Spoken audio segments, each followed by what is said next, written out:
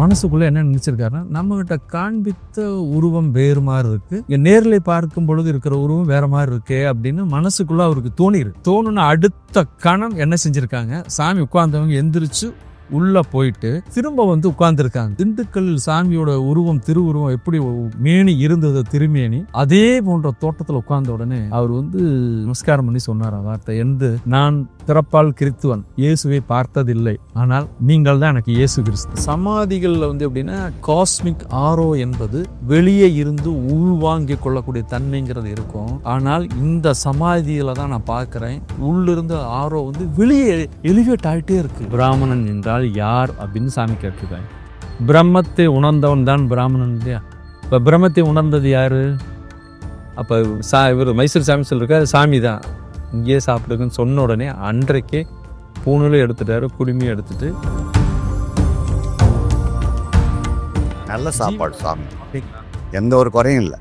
சுட சுட போடுவாங்க, சாப்பிட்டுட்டு வாங்கிட்டு போயிடுவாங்க. அதாவது மகாகுரு பூஜைக்கெல்லாம் பார்த்தீங்கன்னா கிட்டத்தட்ட மதியம் மட்டுமே வந்து 6லேருந்து 10 குவிண்டால் வரலாம் ஒரு நேரத்துக்கு.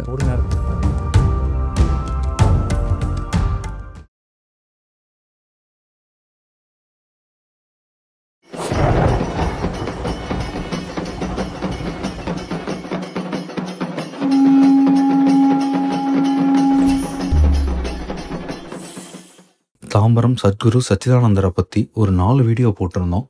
4 வீடியோவுமே நல்ல ரெஸ்பான்ஸ். இதை வந்து ஒரே வீடியோவாக போடணும் அப்படின்னு சொல்லிட்டு நிறைய பேர் கேட்டிருந்தாங்க.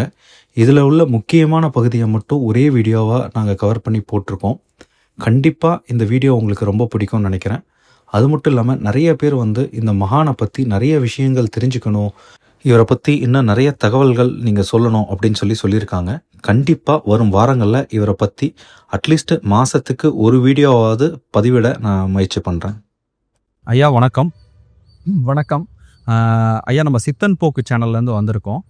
ஐயாவை பற்றி நீங்கள் முதல்ல வந்து ஐயா யார், ஐயா எப்படி வந்து இந்த இடத்துக்கு வந்தார், அவருடைய ஜீவசம உங்களுக்கு தெரிஞ்ச சில விஷயங்கள், அவரை பற்றி சுவாரஸ்யமான விஷயங்கள் நீங்கள் சொல்லலாங்கய்யா. அகண்ட பரிபூர்ண சச்சிதானந்த சர்க்குரு சுவாமிகளுடைய ஜீவ சமாதி நிலையத்திலிருந்து நான் பேசி கொண்டு இருக்கிறோம். சுவாமிகளை பற்றி சொல்லணும் அப்படின்னா வந்து நம்ம பகவான் கீதையில் சொல்கிற மாதிரி தர்மம் குன்றி அதர்மம் ஓங்கும் காலத்தில் மகான்கள் அவதாரம் செய்வார்கள் அப்படிங்கிற மாதிரி மானிட பிறப்பெடுத்த மனிதர்களை மனிதர்களாக்க ஒரு மகான்கள் வந்து அவதாரம் செய்து தன்னை அண்டி வந்தவர்களை ஒரு சாதாரண நிலையிலேருந்து தன்னுடைய நிலைக்கு உயர்த்தக்கூடிய தன்மை உள்ளவர்கள் தான் வந்து மகான்கள்னு சொல்லுவோம். இப்போ ஞானிகள், சித்தர்கள், இதெல்லாம் இந்த வரிசையில் வந்து அகண்டபுரம் சச்சிதானந்த சுவாமிகள் இருக்கிறாங்க.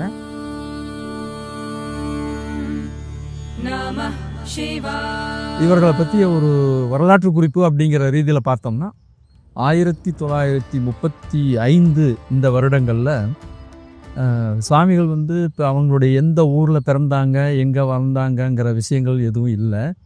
ஆனால் அவர்கள் வந்து முதல்ல வரும்பொழுது பார்த்திங்கன்னா தஞ்சை பகுதியில் வைத்தீஸ்வரன் கோயில் வந்தாங்க, அப்புறம் சீர்காழியில் இருந்தாங்க, அதுக்கு பின்னர் நாகப்பட்டினம்லாம் சென்று அதற்கு பின்னர் பார்த்திங்கன்னா இலங்கைக்கு போனாங்க. இலங்கையில் வந்து யாழ்ப்பாணம்லாம் போயிட்டு நம்மளுடைய அதாவது இப்போ நமக்கு எந்த அளவுக்கு பரிச்சயம், இப்போ ஒரு பிரபலமாகக்கூடிய சூழல் எப்போனா 1935ஆம் ஆண்டு பழனிக்கு வந்திருக்காங்க. பழனியில் ஒரு சிறிது காலம் மட்டுமே தங்கிட்டு அதற்கு பின்னர் பக்கத்தில் இருக்கக்கூடிய கணக்கன்பட்டி அப்படிங்கிற கிராமத்துக்கு வர்றாங்க. முதலாக கணக்கன்பட்டிக்கு வந்து அங்கே இருக்கக்கூடிய காளியம்மன் கோயிலில் ஒரு சில நாட்கள் தங்கியிருந்தாங்க. அங்கே தங்கியிருந்த பொழுது நான் கொஞ்சம் விரிவாக கூட சொல்லலாம். எப்படின்னா அந்த ஊரை சேர்ந்த சில முக்கியஸ்தர்கள், பெரிய ஒரு நிலச்சி வாழ்ந்தார்கள், வசதி படைத்தவர்கள் என்ன செய்வாங்க, ஒவ்வொரு வாரம் வந்து திங்கட்கிழமை அன்று பழனி மலைக்கு வந்து போய் அன்னதானம் மாதிரி செஞ்சுட்டு வர்றது வழக்கம். அந்த மாதிரி போகும் பொழுது அவர்களெல்லாம் பார்த்துட்டு ஒரு நாள் வந்து கேட்குறாங்க, யார் என்ன அப்படி எங்கே போகிறீங்க அப்படின்னா, வர பழனிக்கு போகிறோம் அப்படின்னு சொல்லியிருக்காங்க. அங்கே வந்து ஒரு துக்க சம்பவம் நடந்திருக்கு அப்படிங்கிற விஷயத்தை மட்டும் சாமி குறிப்பால் சொல்லியிருக்காங்க. இவங்களுக்கு ஒன்றுமே புரியல. அங்கே போனால் பழனி மலையில் வந்து அன்றைக்கு வந்து கோபுர கலசம் திருடு போய் அதனால் நடை சாத்தப்பட்டு கோயில் மூடியாச்சு பழனி மலையிலேயே. நான் சொல்ல 1935. அப்போ இவங்க போனவங்க என்ன செய்கிறாங்க, திரும்பி வந்து அந்த அன்னதானத்துக்குன்னு கொண்டு போன பொருட்களை வச்சு இங்கேயே கணக்கன்பட்டியிலே வந்து அன்னதானம் பண்ணுறாங்க. இந்த ஒரு நிகழ்ச்சி வந்து அந்த ஊரில் இருக்கக்கூடிய மக்களை வந்து ஒரு மிகவும் பெரிதாக கவர்ந்து ஓஹோ ஒரு பெரிய ஞானி நம்ம ஊருக்கு வந்திருக்கிறாருங்கிற ஒரு உணர்வு வந்தது. அப்புறம் கணக்கன்பட்டியில் வந்து ஊர் வந்து பெரிய ஊர், வடக்கு தெரு தெற்கு தெரு நடுத்தெருன்னு இருக்கக்கூடிய ஒரு பெரிய ஊர். சாமிகள் தெற்கு பகுதியில் இருந்தாங்க. அப்புறம் வடக்கு பகுதியில் வந்து ஒரு விநாயகர் கோயிலில் தான் இப்போ தங்கியிருந்தாங்க. இப்போ அந்த கோயிலுக்கு எதிராப்பில் இருக்கக்கூடிய அந்த தோட்டத்தில் போய் குளிப்பாங்க. குளிச்சுட்டு வந்து இருப்பாங்க. சாமிக்கு வந்து ஒரு வேளை மட்டும்தான் ஆகாரம். ஊருக்குள்ளே போவாங்க. கரெக்டாக ஒரே ஒருத்தர் வீட்டில் மட்டும் ஆகாரம் கொடுப்பாங்க. வாங்கிட்டு ஒரு நேரம் தான் சாப்பிட்டு வந்துடுவாங்க. இப்போ ஒரு நாள் அதில் என்ன நடந்தது அப்படின்னா, அந்த தோட்டத்துக்கார சின்ன பையன் வந்து என்ன செஞ்சுருக்கேன், என்ன இங்கே வந்து தோட்டத்தில் குளிச்சுட்டு இருக்கீங்க அப்படின்னு சொல்லி மிரட்டும் பொழுது சாமி ஒன்றுமே பேசலை. மேலே வர்றாங்க, குளிச்சுட்டு மேலே வர்றாங்க. அப்போ வந்து சோளம் வந்து அறுவடை செஞ்ச தட்டு பயிர் வந்து அதை எடுத்து உடம்புல தட்டியிருக்கிறார். தட்டுன உடனே அவனுக்கு வந்து உடனே மூர்ச்சையாகி கீழே விழுந்துடுறான், சின்ன வயசு பையன். அப்போ தோட்டத்தில் வேலை செஞ்சுட்டு இருந்தவங்களாம் என்ன செய்கிறாங்க, உடனே அவங்க ஊருக்குள்ளே போய் அவங்க அப்பா அம்மாவோட சொல்லி கூட்டிகிட்டு வர்றாங்க. அப்புறம் அவங்க வந்து விழுந்து மன்னிப்பு கேட்டு, ஏன்னா இந்த மூர்ச்சையாகி விழுந்தோடனே பக்கத்தில் போட்டு இந்த வைக்க போர் வந்து அப்படியே தீ பிடிக்குது. அப்போ பயந்துட்டாங்க அவங்க. ஏதோ ஒரு பெரிய ஒரு தவறு நடந்துருச்சுன்னு சொன்னோன்னே ஊருக்குள்ளே போய் அவங்கள கூட்டிகிட்டு வந்தோடனே அவங்க வந்து அவங்க அப்பா அம்மாலாம் காலில் விழுந்து மன்னிப்பு கேட்ட உடனே சாமி அணைஞ்சிரும் அப்படின்னு சொன்னோடனே தீ வந்து அப்படியே அணைஞ்சிருச்சு. அந்த அவங்க தோட்டத்தில் ஒரு பகுதியை தான் வந்து கணக்கன்பட்டி அகண்ட பரிபூரண சச்சியானந்த சபை கட்டுவதற்கு சாசனமாக வந்து எழுதி கொடுத்துட்டாங்க, இலவசமாக எழுதி கொடுத்துருக்காங்க. இது ஒரு மிரக்கல். இது அந்த ஊரில் நடந்த ஒரு சின்ன சம்பவம் தான். அதற்கப்புறம் கணக்கன்பட்டியில் ஒரு 3 ஆண்டுகள் இருந்தாங்க. பக்கத்தில் சத்திரப்பட்டிங்கிற ஊருக்கு வந்து ஒரு 4 ஆண்டுகள் இருந்தாங்க. கணக்கன்பட்டியிலேருந்து கிளம்பி திண்டுக்கல் வர்றாங்க. திடீர்னு ஒரு நாள் வந்து எதுவுமே சொல்லலை. கிளம்பி வரும்பொழுது கணக்கன்பட்டி சேர்ந்த அன்பர்கள்லாம் போய், சாமி என்ன திடீர்னு சொல்லாமல் கிளம்பிட்டீங்களே, நீங்கள் திரும்ப வரணும்னு வேண்டி கேட்டுக்கட்டதற்கு என்னங்க. அப்போ சாமி என்ன சொல்லிட்டாங்க, சாமி வருவான் நீங்கள் போங்க அப்படின்னு சொன்ன. திண்டுக்கல்லில் இருந்ததுக்கு அப்புறம் சத்திரப்பட்டியில் இன்றைக்கு நம்ம சபை இருக்குது. கணக்கன்பட்டியிலேருந்து 5வது மைலில் சபை இருக்குது. அந்த இடத்த கணக்கன்பட்டி அன்பர்களாக சேர்ந்து விலைக்கு வாங்கி சாமி அழைச்சிட்டு வந்து அங்கே வந்து இருக்க வச்சாங்க. சாமிகள் வந்து அங்கே கிட்டத்தட்ட 4 ஆண்டுகள் இருந்தாங்க. மண்டல குரு பூஜைன்னு 48 நாட்கள் இடைவிடாமல் அன்னதானம்லாம் அங்கே நடந்திருக்கு. அங்கே சத்திரப்பட்டியில் இருக்கும் பொழுது ஒரு மிக அற்புதமான ஒரு சில சம்பவங்கள்லாம் நடந்திருக்கு. என்ன அப்படின்னா, சாமி அவர்களுக்கு சமைப்பதற்கு வந்து ஒரு வயதான பெண்மணி இருக்கிறாங்க. அவங்க பையன் நலன்னு, அவருக்கு சாமி வச்ச பேரே வந்து நலன். அவ்வளோ அற்புதமாக சமைப்பாராம். அவங்க தாயார் வந்து சமையலுக்கு உதவி பண்ணியிருப்பாங்க. ஒரு நாள் வந்து சாமியுடைய சாப்பாடு இது பரிமாறும்பொழுது அதில் முடி இருந்ததாம். அப்போ அங்கே இருந்த நம்ம ஐயாத்துறை சாமி அவர்கள் தான் வந்து அந்த அம்மாவோட, அம்மா என்னம்மா இப்படி பண்ணிட்டீங்களே, இந்த முடி இருக்குது அப்படிங்கும் பொழுது உடனே போய் பெண்மணி மொட்டை அடிச்சிட்டாங்க. உடனே போய் இங்கே குருநாதனுக்கு அப்பனுக்குள்ள அதுதான் அப்படின்னு சொல்லிட்டு உடனே அந்த அளவுக்கு ஒரு தீவிர வைராக்கிய பக்தியோடு இருந்த பெண்மணிகள் இருந்தாங்க. சாமி அவர்கள் சத்திரப்பட்டியில் இருக்கும் பொழுது அடிகள் ஆசிரியர்னு இப்போ நம்ம மதுராந்த பக்கத்தில் ஒரு ஆசிரமம் இருக்குது. அவர் பெரியவர் வந்து என்னென்னா, அவர் வந்து பல்லக்கில் தூக்கி கொண்டு வந்திருக்காங்க. அப்போ சாமி அவர்கள் வந்து என்ன வாரமாக போகுது, ஏன்னா அது வந்து எப்படின்னா பழனிக்கு போகக்கூடிய முக்கியமான பாதை அதுதான், இந்த சத்திரப்பட்டி நம்ம இப்போ மெயின் ரோடை ஒட்டி இருக்கிற பகுதி. போயிட்டு பாருங்கள், வரும்பொழுது என்னமா வரும், நடைப்பணமாக தான் வரும்னு சாமியும் சொல்லியிருக்காங்க. அங்கே போய் அவர் மலைக்கு கூட போக முடியல. திரும்பி வரும்பொழுது அவருடைய ஆன்மா பிரிஞ்சு கொண்டு வர்றாங்க.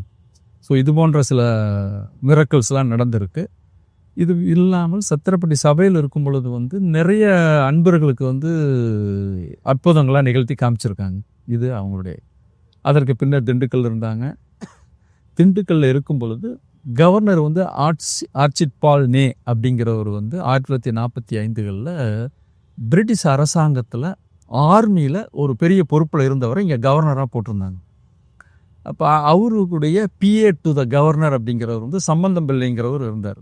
அடுத்து கேம்ப் கிளர்க் அப்படிங்கிறது ஆர்எஸ் தனகோபால் பிள்ளைன்னு இருந்தார். இந்த தனகோபால் பிள்ளைக்கு வந்து என்னென்னா, உடலில் என்ன ஒரு சின்ன வியாதி அப்படின்னா, வயிற்றுக்குண்ணம்னு சொல்லக்கூடிய தண்ணீர் குடித்தால் கூட அவருக்கு வந்து வாந்தி வந்துடும், ஜீரணமாகாது. அன்றைய காலத்தில் ஜெர்மன் டாக்டருக்கு தான் வந்து ஜிஹெச்சில் இருந்தாங்க. அவங்கள வச்சுலாம் வைத்தியம் பார்த்துருக்காரு, ஒன்றுமே தீரலை.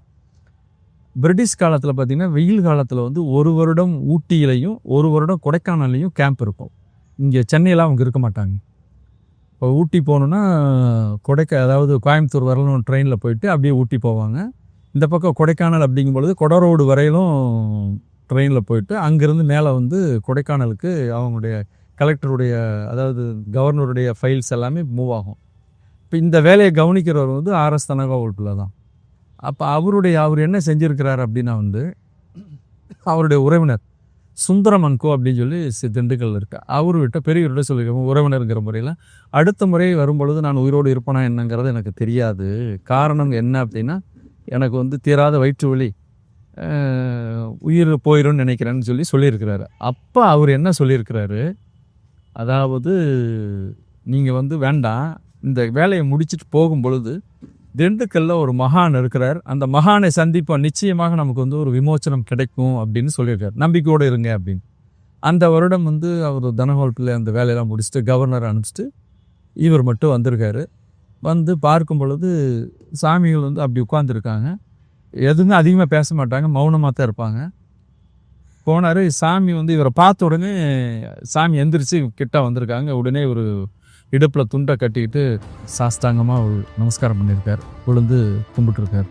நல்லா உயரமானவர், நல்லா 6 அடி உயரமாக இருக்கிறவர் தனகோபால் விழுந்து கும்பிட்டுருக்காரு. சாமி ஒன்றுமே சொல்லலை. பக்கத்தில் இருந்த சாமிகிட்ட அப்படி கை காமிச்ச உடனே, அந்த காலத்தில் வெயில் காலத்தில் என்ன செய்வாங்க அப்படின்னா கிராமத்தில் வந்து புளிதண்ணீர்னு சொல்லக்கூடியது அந்த திண்டுக்கல் வட்டார வழக்கு சொல், கம்பு இதெல்லாம் வந்து சாதம் மாற செஞ்சு பானையில் பெரிய உயரமான ஒரு பானையில் போட்டு தண்ணி ஊற்றி வச்சுருப்பாங்க. அதுலேருந்து ஒரு டம்ளர் வந்து எடுத்து சாமி ஒன்றுமே சொல்ல தன் கையால் வாங்கி கொடுத்துருக்காங்க. அவரும் வந்து குருநாதா அப்படின்னு நினச்சிட்டு குடித்தார். ஏன்னா தண்ணி சாப்பிட்டா கூட ஜீரணமாகாத மனுஷன் இதை குடிச்சு என்றைக்கு அந்த ஒரு டம்ளர் தண்ணீர் வந்து குருநாதருடைய கையால் வாங்கி குடித்தாரோ நீராகாரம் மாற, அது அன்றையோடு அவருடைய உடல் பிணி போயிடுச்சு.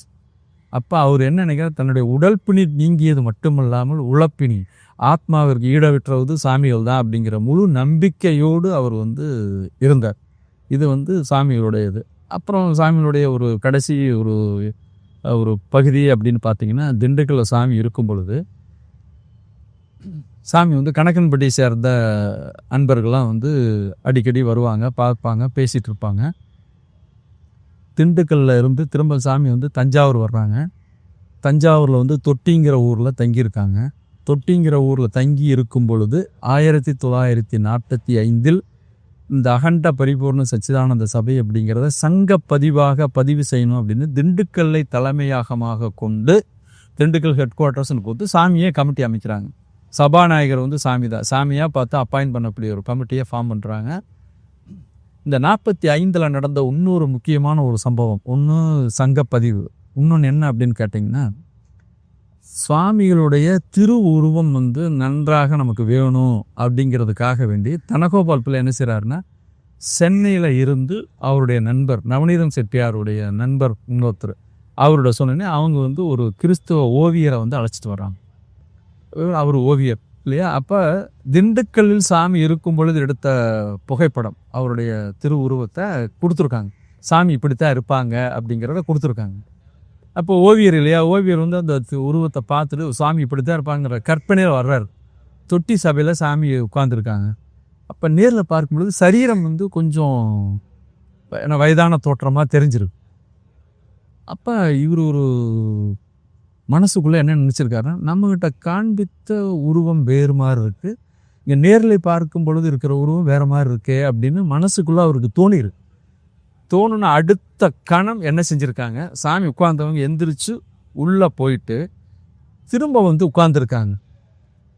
உட்கார்ந்தா அந்த திண்டுக்கல் சாமியோட உருவம் திருவுருவம் எப்படி மேனி இருந்தது திருமேனி அதே போன்ற தோட்டத்தில் உட்கார்ந்த உடனே அவர் வந்து இடுப்பில் துண்டை கட்டிட்டு அப்படியே விழுந்து நமஸ்காரம் பண்ணி சொன்னார் வார்த்தை, எந்து நான் பிறப்பால் கிறிஸ்துவன், இயேசுவை பார்த்ததில்லை, ஆனால் நீங்கள் தான் எனக்கு இயேசு கிறிஸ்து, நீங்கள் தான் கடவுள் அப்படின்ட்டுன்னு எனக்கு உத்தரவு கொடுங்க, இதை வந்து எழுதணும் அப்படின்னாராம்.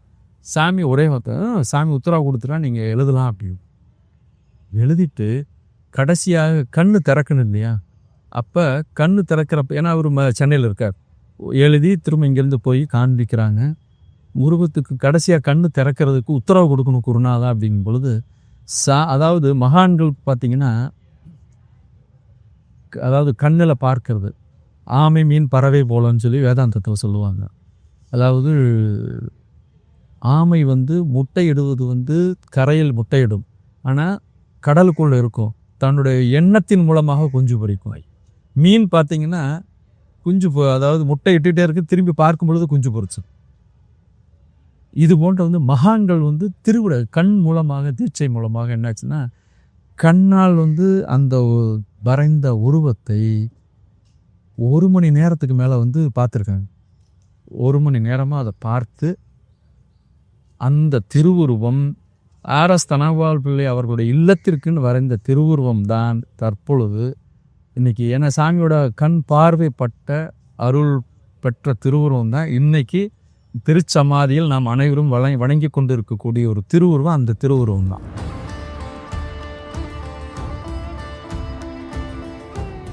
இது இதெல்லாம் நடந்த ஒரு சம்பவம் உண்டு. திண்டுக்கல் தொட்டியில் இருக்கும் பொழுது பக்கத்தில் கூடலூர் சபைக்கு போனாங்க. கூடலூர் இருக்கிற அன்பர்களுக்கு வந்து அங்கே நடந்த ஒரு சின்ன சம்பவம் என்னன்னு கேட்டிங்கன்னா, ஒருத்தர் வந்து சாமி மேலே நம்பிக்கை இல்லாதவர். அவர் என்ன சொல்கிறார் அப்படின்னா, உங்கள் சாமி வந்து இதெல்லாம் பண்ணிடுவோம், நான் ஒரு இது வைக்கிறேன், அது என்னன்னு சொல்லுவாரா அப்படிங்கிற ஒரு இது. ஏன்னா அந்த ஊர் எல்லாருமே வந்து சாமி வந்திருக்குன்னு சொல்லியிருக்கேன்னா, கொஞ்சம் மகான்களுக்கு மதிப்பு கூடக்கூடிய கிராமம் கூடலூர்ங்கிற கிராமம். வெண்ணாற்றங்கிற வழியில் தஞ்சையில் கரந்தைக்கு இந்த ஆற்றுக்கு இந்த பக்கம் ரோட்டுக்கு இந்த பக்கம் இருக்கக்கூடிய சின்ன கிராமம். அப்போ அங்கே போகும் பொழுது இவரும் என்ன செய்கிறாரு, சாமியில் நம்பிக்கை இல்லாமல் ஒரு சாமிக்காக அர்ப்பணிப்புக்காக ஒரு பொருளை கொண்டு வர்றாரு. அத்தனை பேர் இருக்கிறதுல சாமி வந்து அதை எடுங்க அப்படின்னு சாமி சொல்லிச்சான். அப்போ தான் அவருக்கு வந்து ஒரு அற்புதமான ஒரு பெரிய மகான் நம்ம வந்து தெரியாமல் தவறுதலாக வந்து உச்சரிச்சிட்டோம் அப்படின்ட்டுன்னு உடனே கால் நஷ்டம்ல இன்றைக்கி கூடலூர் சபை வந்து அவருடைய இடத்துக்கு பக்கத்தில் தான் கட்டியிருக்கு. அவருடைய கொஞ்சம் தானமாகவும் கொடுத்துருக்காரு. இது போன்ற நிறைய சம்பவங்கள் சொல்லலாம். இது அவங்களுடைய வரலாற்றுடைய பகுதியில் ஒரு பகுதி தான். அதற்கப்புறம் வந்து திரும்ப திண்டுக்கல் சாமி படுறாங்க. திண்டுக்கல்ல இருந்து இறுதியாக என்ன சொல்கிறாங்கன்னா, கணக்கன்பட்டியில் வந்து அப்போ வந்து காட்டுக்காரர் ராமசாமி கொண்டு வந்தார். அவர் தான் சாமி வாயால் தலைவர்னு சொல்லப்பட்டவர். அடுத்து கணக்கு பிள்ளைன்னு சொன்னது வந்து திரு எஸ் முத்துசாமி செட்டியாருங்கிறவர் வந்து சபையோட கணக்கு வழக்குலாம் அவர் தான் பார்த்துட்டு இருந்தார். அப்போ அவர்கிட்ட என்ன சொல்லியிருக்காங்கன்னா வந்து, இந்த மாதிரி சாமி வந்து குழந்தையாயிட்டா அப்படின்ட்டு திண்டுக்கல்ல சாமி இருக்காங்க. அப்போ இந்த ராமசாமி கவுண்டருடைய மனைவி அவங்க என்ன செய்கிறாங்க, அவங்க வந்து பார்க்க வர்றாங்க. குருநானை பார்க்க வந்த பொழுது அந்த அம்மாகிட்ட வந்து சாமி என்ன சொல்லியிருக்காங்கன்னா, அம்மா சாமி குழந்தையாயிட்டா, இந்த சரீரம் கணக்கம்பட்டிக்காரனுக்கு தான், அவங்கள கூட்டிகிட்டு போக சொல்லுங்கன்னு சொல்லியிருக்காங்க. இந்த தகவல் தெரிஞ்ச உடனே சென்னையிலிருந்து தனபால் பிள்ளை சம்பந்தம் பிள்ளை 2 பேருமே வந்து என்ன செய்கிறாங்க, சாமியை சென்னைக்கு அழைச்சிட்டு வர்றாங்க. ரயிலில் வரும்போது அந்த காலத்தில் first class, second class, third class இருக்கும். ஃபஸ்ட் கிளாஸில் சாமியை அழைச்சிட்டு வர்றாங்க.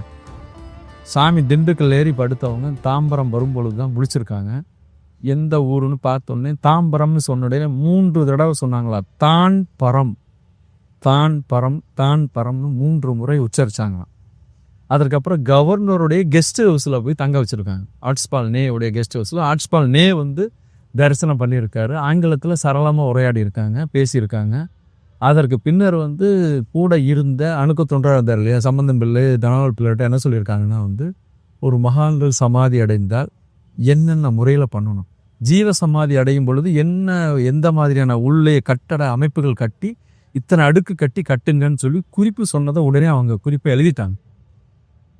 அதே மாதிரி என்ன செஞ்சுருக்காங்க, சரி சாமி வந்து நிஷ்டில் உட்காடுறேன் அப்படின்னு சொன்ன உடனே நம்முடைய ஆதங்கத்துக்கு சென்னை ஜிஹெச்சில் இருக்கக்கூடிய மருத்துவர் ஜெர்மன் டாக்டர்ஸை வந்து பரிசோதனை பண்ணி பார்க்கணுன்னு கூப்பிட்டு வர்றாங்க.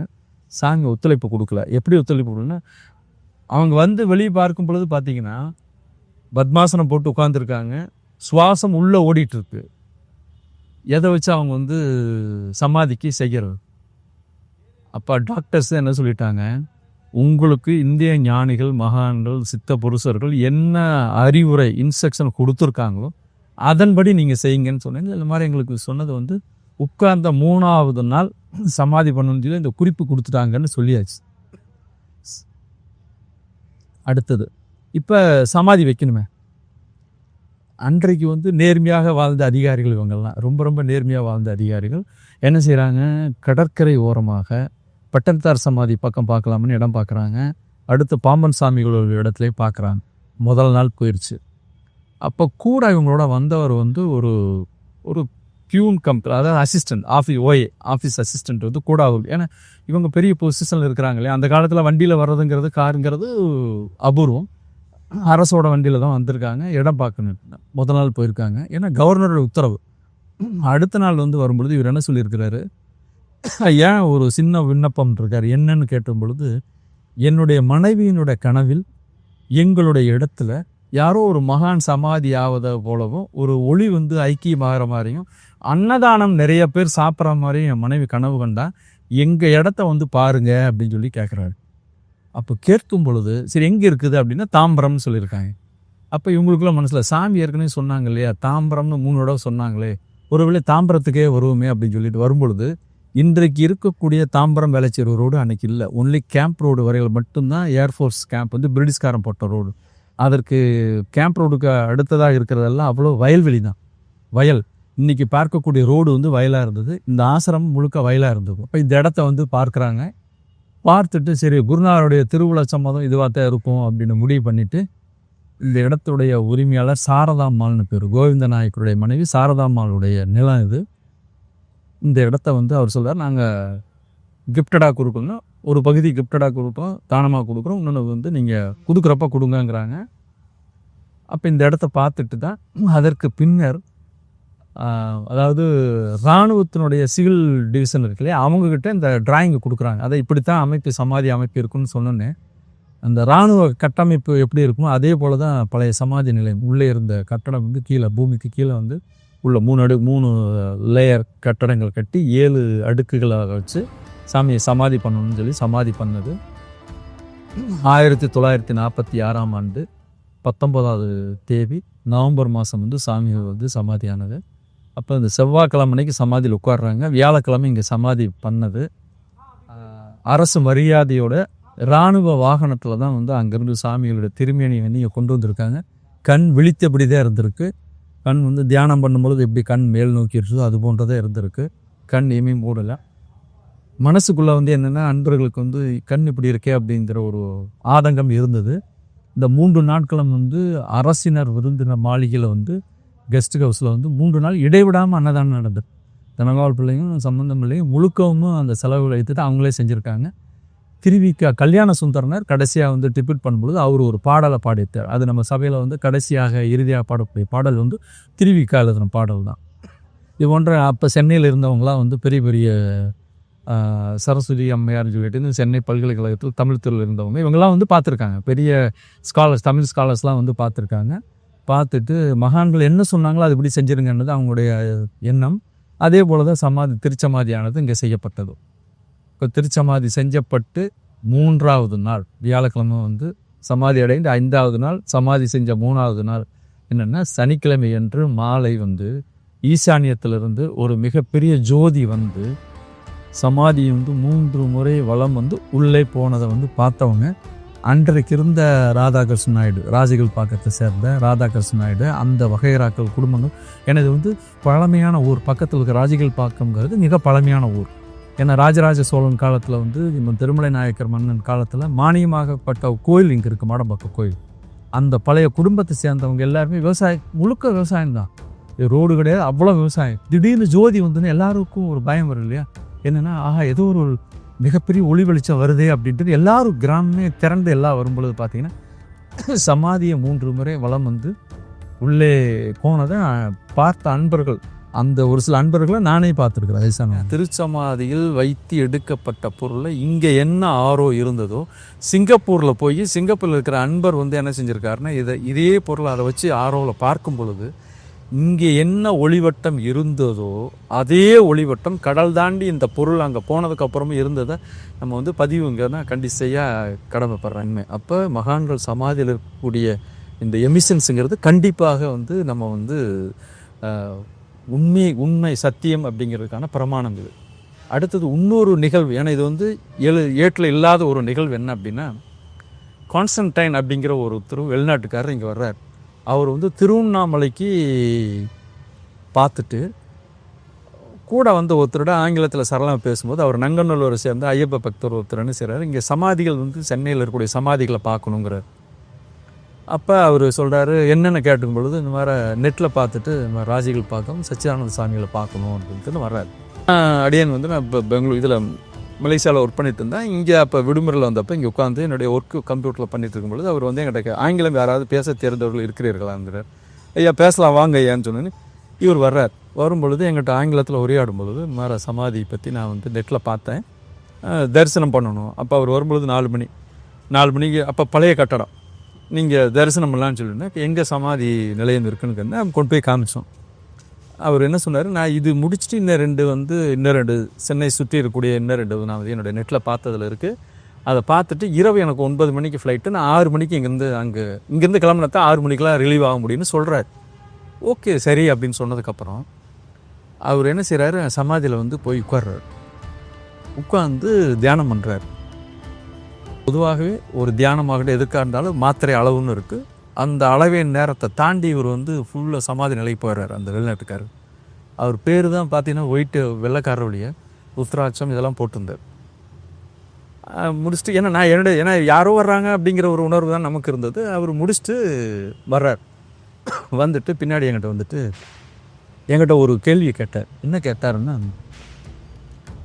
இந்த சமாதியோடைய திரு உருவம், this is a blessed one, இது உங்களுக்கு தெரியுமா? ஹவு டு யூ டிஃபைன்னு கேட்டேன். There is a erase emitted from the portrait, I know அப்படின்னார். நம்பர் 1. நம்பர் 2 ஒன்று என்ன சொன்னார்னா, இங்கே டைனிங் ஹாலில் சாமிகளோடு சர்வீஸ் பண்ண சாதுக்களுடைய புகைப்படங்கள் வச்சுருக்குறோம். அது அவர் என்ன சொல்கிறார் பார்த்துட்டு, இந்த சாமிஜி அவரோட இருந்தார், இவர் இருந்தார். இப்போ சாமிகளுடைய சமாதிக்கு பின்னாடி இருந்த சாமி படம் இருக்குது, அதெல்லாம் அவர் சொல்லுங்கள். யார் இருந்தாங்களோ அவங்கள பூரா சொல்கிறார். இவங்கெல்லாம் சாமிக்கு சர்வீஸ் பண்ணவங்கன்னு சொல்கிறார். அப்போ இது வந்து அப்போ நான் கேட்டேன், how to you scale it, how to you define it, எதை வச்சு நீ சொல்கிற, எதை வச்சு அப்படிங்கிறத எனக்கு நீங்கள் சொல்லுங்கள் அப்படின்னு. அப்போ அவர் சொன்னார், உன்னுடைய ஐடென்டிட்டி கொடு முதல்ல. ஏன்னா you are from overseas, you are the whitish, are you Jewish or not, we don't know, please you show your identity. அப்போ அவர் சொல்ல அவருடைய ஐடி கேட்டுக்காங்க. Is a pilot basically. யாருக்கு பைலட்னா, பில்கேட்ஸ் இருக்கார் இல்லையா, அவருடைய பைலட். ஐடி காமிக்கிறார். காமிச்சிட்டு என்ன சொன்னார்னா, ஒரு மிக அற்புதமான ஒரு தகவலை என்கிட்ட பரிமாறினார். என்ன அவர் சொன்னார் அப்படின்னா, உலக அளவில் நாங்கள் விமானம் ஓட்டிகிட்டு இருக்கும் பொழுது இந்தியாவில் குறிப்பாக தென்னிந்தியாவில் நாங்கள் பறக்கிறோம் அப்படின்னா, பறக்கும் பொழுது தென்னிந்தியாவில் வரும்போது அதனுடைய புவியீர்ப்பு சக்தியோட விசை வந்து வேறு மாதிரி இருக்கும். இன்றைக்கு இருக்கக்கூடிய நவீன விமானத்தில் ஆட்டோ மோடில் போட்டுருவோம். அது என்ன செய்யும், உடனே ஒரு சின்ன ஜெர்க்காகி பேலன்ஸ் பண்ணும். இது ஏன் அப்படிங்கிற ஆராய்ச்சி எங்கள் 2 பேர்த்துக்குமே இருந்தது, பில்கேட்ஸ்க்கு எங்களுக்கு. ஏன்னா இது எங்களுடைய தனி செப்பரேட் ஃப்ளைட், ஓன் ஃப்ளைட்டு. இப்போ நாங்கள் எது வேணாலும் பண்ணிக்கலாம் இல்லையா, என்னங்கிறத பார்க்கும் பொழுது தான் தெரிஞ்சது, தென்னிந்தியாவில் அகத்தியர் அங்கே போய் பேலன்ஸ் பண்ணாருன்னு படித்தேன். நீங்கள் வந்து கதையாக படிக்கிறீங்க. இன்றைக்கும் இந்த நிகழ்வு என்பது புவியீர்ப்பு விசையில் இருக்கக்கூடிய மாறுதல் என்பது இருக்குது. அப்போ தென்னிந்தியாவில் மகான்கள் ஞானிகள் அதிகமாக இருக்கிறாங்க. தென்னிந்தியாவில் யார் யார் இருக்கிறாங்கிற லிஸ்ட்டு எடுத்து நம்ம கண்டிப்பாக பார்க்கணுங்கிறக்காக தான் வந்தோம். பழனியில் வந்து 14 நாள் தங்கியிருக்கிறார் அவர்.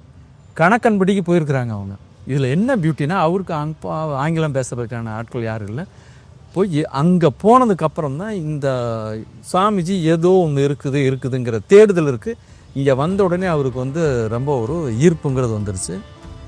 அவருடைய மற்ற எல்லா ப்ரோக்ராமும் இன்றைக்கி கேன்சல் பண்ணிட்டு தமிழில் என்கிட்ட ஒரு வார்த்தை என்ன கேட்டாங்க, எனக்கு தீர்த்தம் வேணும்னாரு. What do you mean? No the holy water you have any well அப்படின்னா. ஏன் எங்கள்கிட்ட கிணறு இருக்குது அப்படின்னு சொன்னோன்னே, அந்த கிணத்து தண்ணி வந்து ஒரு பாட்டில் கொடுங்கன்னு சொல்லி ஒரு பாட்டில் வாங்கிட்டார். தண்ணி அப்படியே குடித்தார். நாங்கள் என்ன பயந்தோம்னா, ஈஸ் அ ஃபாரினர், அதில் European, actually is from Netherlands citizen அவர். பட் அமெரிக்காவில் ஃப்ளைட் இதுக்காக அவங்க இருந்துட்டுருக்காரு. உடம்புக்கு ஒத்துக்கல. நோ இது இஸ் அ ஹோலி பிளேஸ், எதுவாக இருந்தாலும் நான் கண்டிப்பாக இதை தான் சாப்பிட்டாங்க.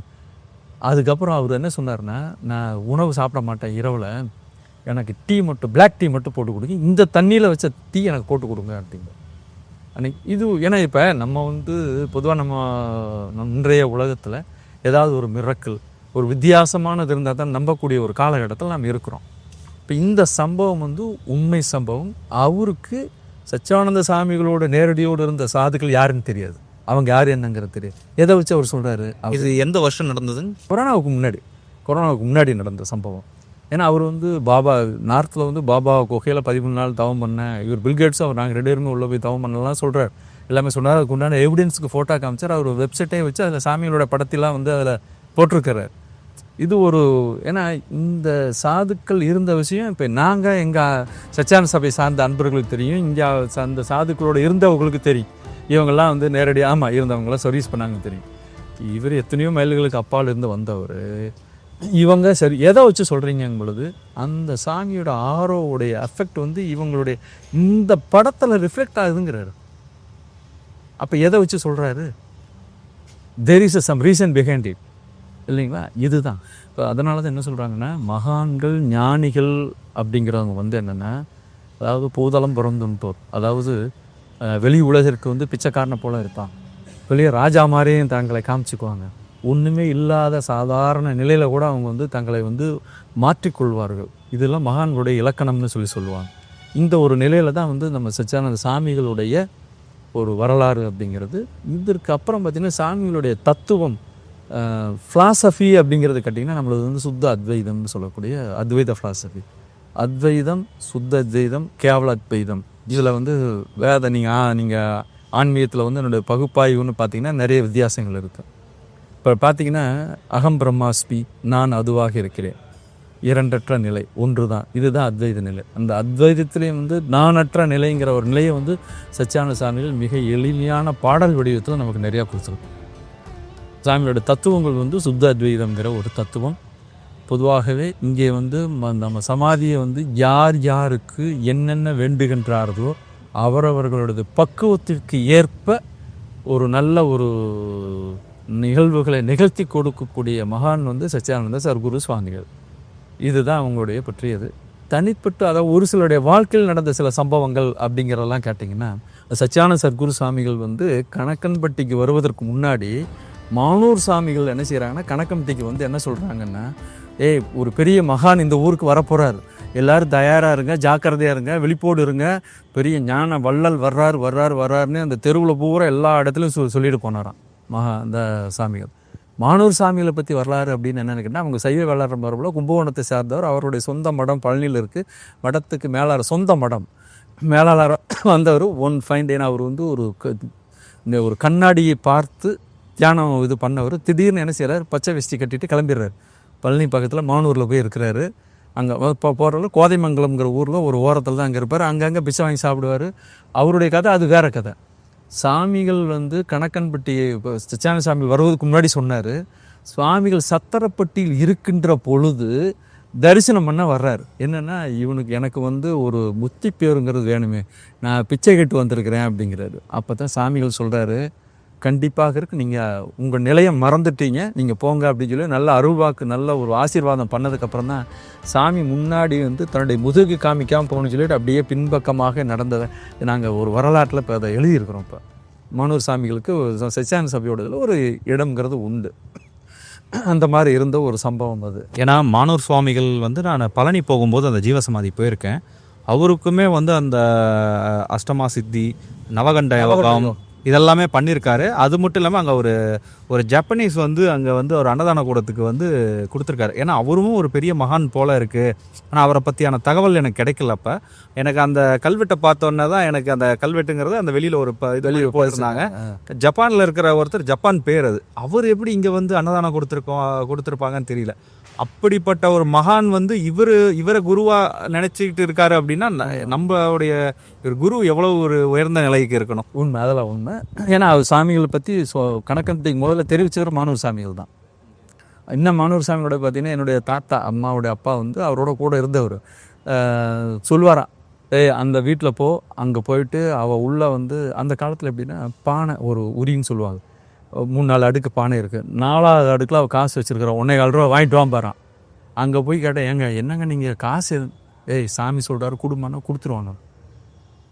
அந்த மாதிரியான சில இதெல்லாம். அதே மாதிரி இன்னும் சாப்பாடு செஞ்சு வச்சுருக்காங்க, நீ அதை போய் வாங்கிட்டு வா அப்படிம்பாரான். அந்த மாதிரியான அற்புதம் அவருடைய இது. இப்போ இந்த நம்ம சுவாமிகளுடைய சமாதி வந்து கார்த்திகை மாதம் முதல் வாரத்தில் இங்கே சமாதி வச்சதுனால, ரெண்டாவது சுவாமிகள் வந்து ஜீவிதமாக இருந்த பொழுது எந்தெந்த ஊரில் இருந்தாங்களோ அங்கே எல்லாமே முதல் வாரத்தில் தான் குரு பூஜைன்னு நடக்கும். அதே போன்று இங்கே சென்னையில் வந்து தலைமை நிலையமாக நம்ம சமாதி செஞ்ச இந்த இடத்துல வந்து நம்ம என்னென்னா ஒவ்வொரு கார்த்திகை மாதம் முதல் வியாழக்கிழமையில் நம்ம இங்கே வந்து குரு பூஜை செய்கிறோம். சுவாமிகள் சமாதி அடைந்ததற்கு பின்னர் ஒவ்வொரு தமிழ் மாதமும் முதல் வியாழக்கிழமை என்று இங்கே மாதாந்திர குரு பூஜை நடக்குது. ஒவ்வொரு வாரம் வியாழக்கிழமை என்றும் வந்து வியாழக்கிழமை குரு பூஜைங்கிறது குரு பூஜைங்கிறது இருக்குது. இது இல்லாமல் வந்து ஆங்கில புத்தாண்டு, தமிழ் புத்தாண்டு குரு பூஜை நிகழ்வுகள் என்பது நமக்கு சபையில் நடந்துகிட்ருக்கு. அதற்கு பின்னர் வந்த காலங்களில் வந்து பௌர்ணமி என்ற இரவு வந்து பிரசாதம் செய்து அனைவருக்கும் அன்பர்களுக்கு விநியோகங்கிறது நடந்துகிட்ருக்கு. இந்த கார்த்திகை மாதம் முதல் வாரத்தில் நடக்கக்கூடிய குரு பூஜை மகா குரு பூஜைன்னு சொல்லி நம்ம வருடம் கொண்டாடிட்டுருக்கோம். ஆங்கில தேதிங்க இந்த வருடம் எந்த ஆங்கில தேதியில் வருது? இந்த வருடம் வந்து 20/11/2025 வியாழக்கிழமை அன்னைக்கு இருக்குது. அதாவது 20ஆம் தேதி நவம்பர் மாதம் 2025 இருக்குது. இப்போ இதில் பார்த்தீங்கன்னா ஒரு மகான்களுடைய குரு பூஜையில் கலந்து கொள்வது என்ன விசேடம் என்றால், அரூபமாக அங்கே கலந்து கொண்டிருக்கக்கூடிய அன்பர்கள் யாராவது ஒரு ரூபத்தில் வந்து மகான்கள் வருவார்கள் என்பது ஐதீகம். பொதுவாக இது ரெண்டாவது ஏன்னா இந்த மாதிரி குரு பூஜை காலங்களில் வந்து நாம் அங்கே வந்து வழிபாடுங்கிறத செஞ்சோம்னா நிச்சயமாக நமக்கு வந்து ஒரு பலன்கிறது உண்டு. இந்த சமயத்தில் ஒரு சின்ன ஒரு செய்தி என்னென்னா, அந்த ரெவல்யூஷன் வந்தார் இல்லையா, ஃபாரினர் வந்தார் இல்லையா, அவர் வந்து ஒரு செய்தியை சொன்னார். நான் நிறைய சமாதிகளுக்கு போயிருக்கிறேன். சமாதிகளில் வந்து எப்படின்னா காஸ்மிக் ஆரோ என்பது வெளியே இருந்து உள்வாங்கி கொள்ளக்கூடிய தன்மைங்கிறது இருக்கும். ஆனால் இந்த சமாதியில் தான் நான் பார்க்குறேன், உள்ளிருந்த ஆரோ வந்து வெளியே எலிவேட் ஆகிட்டே இருக்குது. மிக அற்புதமான ஒரு சமாதி. நிச்சயமாக இங்கே வருபவர்களுக்கு அவருடைய பிறவிப்பினை நீக்கும்னு அழகாக சொல்கிறார். டெஃபினட்டாக கேன் எலிமினேட் த ரீபர்த் அப்படிங்கிறத வந்து ஆணித்தரமாக அவர் சொல்கிறார். அன்னைக்கு how to you scale it, எனக்கு அதுதான் புரியல. அப்பா அவர் வந்து சொன்னார், அவர் பத்மாசனம் போட்டு பறந்து காமிச்சார். நான் வந்து யோகா ப்ராக்டிஸ் பண்ணிகிட்ருக்கிறவன் அப்படிங்கிற விஷயத்தை அவர் அன்றைக்கி சொன்னார். சச்சிதானந்த சாமிகள் சமாதி அடைந்ததற்கு பின்னர் திருச்சமாதியில் வந்து எண்ணிறைந்த அன்பர்கள் வழிபாடு செய்கிறாங்க. வழிபாடு செஞ்சு பலன் அடைந்தவர்கள் நிறைய பேர் இருக்கிறாங்க. இப்போ என்னுடைய அனுபவம் என்னுடைய மூலமாக வந்தது அப்படிங்கிறது வந்து என்னுடைய லைஃப்பில் வெளிநாட்டில் மலேசியாவில் நடந்த ஒரு சில சம்பவங்களை மட்டும் ஹைலைட் பண்ணி சொல்கிறேன். நான் மலேசியாவில் பணிபுரிந்த பொழுது என்னுடைய ஒரு நண்பர் சைமன் வி அப்படின்னு சொல்லக்கூடிய ஒரு சைனீஸ், அவருடைய மனைவி வந்து கர்ப்பம் தரித்த பொழுது ஒரு ஹெல்த் இஷ்யூ ப்ராப்ளம். மலேசியாவை பொறுத்தல அப்படின்னா ப்ரைவேட் நர்சிங் ஹோம்லேயோ அல்லது வந்து மெடிக்கல் சென்டரில் இந்த மாதிரி அனுமதிக்க மாட்டாங்க. அரசாங்க மருத்துவமனையில் தான் வைத்தியம் பார்க்கணும். பார்க்கும் பொழுது நான் சாமிகளை பற்றிலாம் நிறையா சொல்லியிருக்கிறேன். அப்போ என்னென்னா, ஏன்னா அந்த குழந்தை வந்து 3ஆவது மாதத்துலேருந்து பிறந்ததுனால பொசிஷன் மாறினதுனால வந்து ப்ளீடிங்கு டெய்லி வந்து ரத்தம் வந்து உடம்புல கொடுத்துக்கிட்டே இருந்தாங்க 6 மாதம். அப்போ ஒரு ஃபைன் டே ஒரு 4 நாளைக்கு முன்னாடி அவர் சொல்கிறாரு, மேபி ஆப்ரேஷன் பண்ணி எடுக்கணுங்கிறாங்க. இதில் வந்து 2 பேரில் யாராவது ஒருத்தர் தான் பிழைக்க வைக்க முடியும். It is a very critical, I can't two anything அப்படின்னு டாக்டர் சொல்லிட்டாங்க அப்படின்னு என்கிட்ட சொல்கிறார். அப்போ நான் அவர் எங்கிட்ட ஆரம்பத்துலேருந்து எங்கள் சாமிகள்கிட்ட வந்து நான் சொல்லுவேன், சாமிகிட்ட வந்து விபூதி பிரசாதம் அனுப்புங்க, சமாதி சந்தனம் கொடுங்க அப்படின்னு சொல்லி கேட்டிருந்தேன். சரின்னு சொல்லி சமாதி சந்தனத்தை வந்து சாமி அனுப்பிச்சி வைக்கிறாங்க. அந்த அனுப்பிச்சி வச்சு அந்த கடிதம் வந்து என்றைக்கு கிடைக்குதோ அன்றைக்கு மாலையில் வந்து அவங்களுக்கு ஆப்ரேஷன் ஃபிக்ஸ் பண்ணியிருக்காங்க. நான் இருக்கிற சைட்டில் இருக்கிறேன். இப்போ நண்பர் என்ன செய்கிறாரு, நேராக ஆஃபீஸ்க்கு போகிறாரு. எங்கள் ஆஃபீஸ்க்கு போகும்பொழுது ஆஃபீஸில் என்ன செய்கிறாங்க, நாதனுக்கு இந்த கடிதத்தை கொடுத்துருங்க அப்படின்னு சொல்லி கொடுக்குறாங்க. அவர் இங்கே எடுத்துகிட்டு வர்றாரு. பிரித்து பார்த்தோம்னா உள்ளே வந்து சாமி வந்து நம்ம சமாதி சந்தனம்னு விபூதி வச்சுருக்காங்க. அப்போ நான் சொன்னேன், கரெக்டாக உனக்கு பிரசாதம் கிடச்சிருக்கு, உன்னுடைய மனைவியுடைய நெற்றியில் நீ என்ன செய்யணுன்னா இந்த விபூதி வச்சிரு, சந்தனத்தை வாயில் போட்டு உள்ளே நீ ஆப்ரேஷன் தேட்டருக்கு போய் you pray to Sadguru will give the relief அப்படின்னு சொல்லிட்டுன்னு சொன்னேன். நீ நம்பிக்கையோட போ அப்படிங்கும்பொழுது நான் ஒரு அழுகை அடக்க முடியாமல் அழுதுட்டு இருந்தார். இப்போ சைமன் அப்படின்னு சொல்லி அவரை அனுப்புகிறேன்.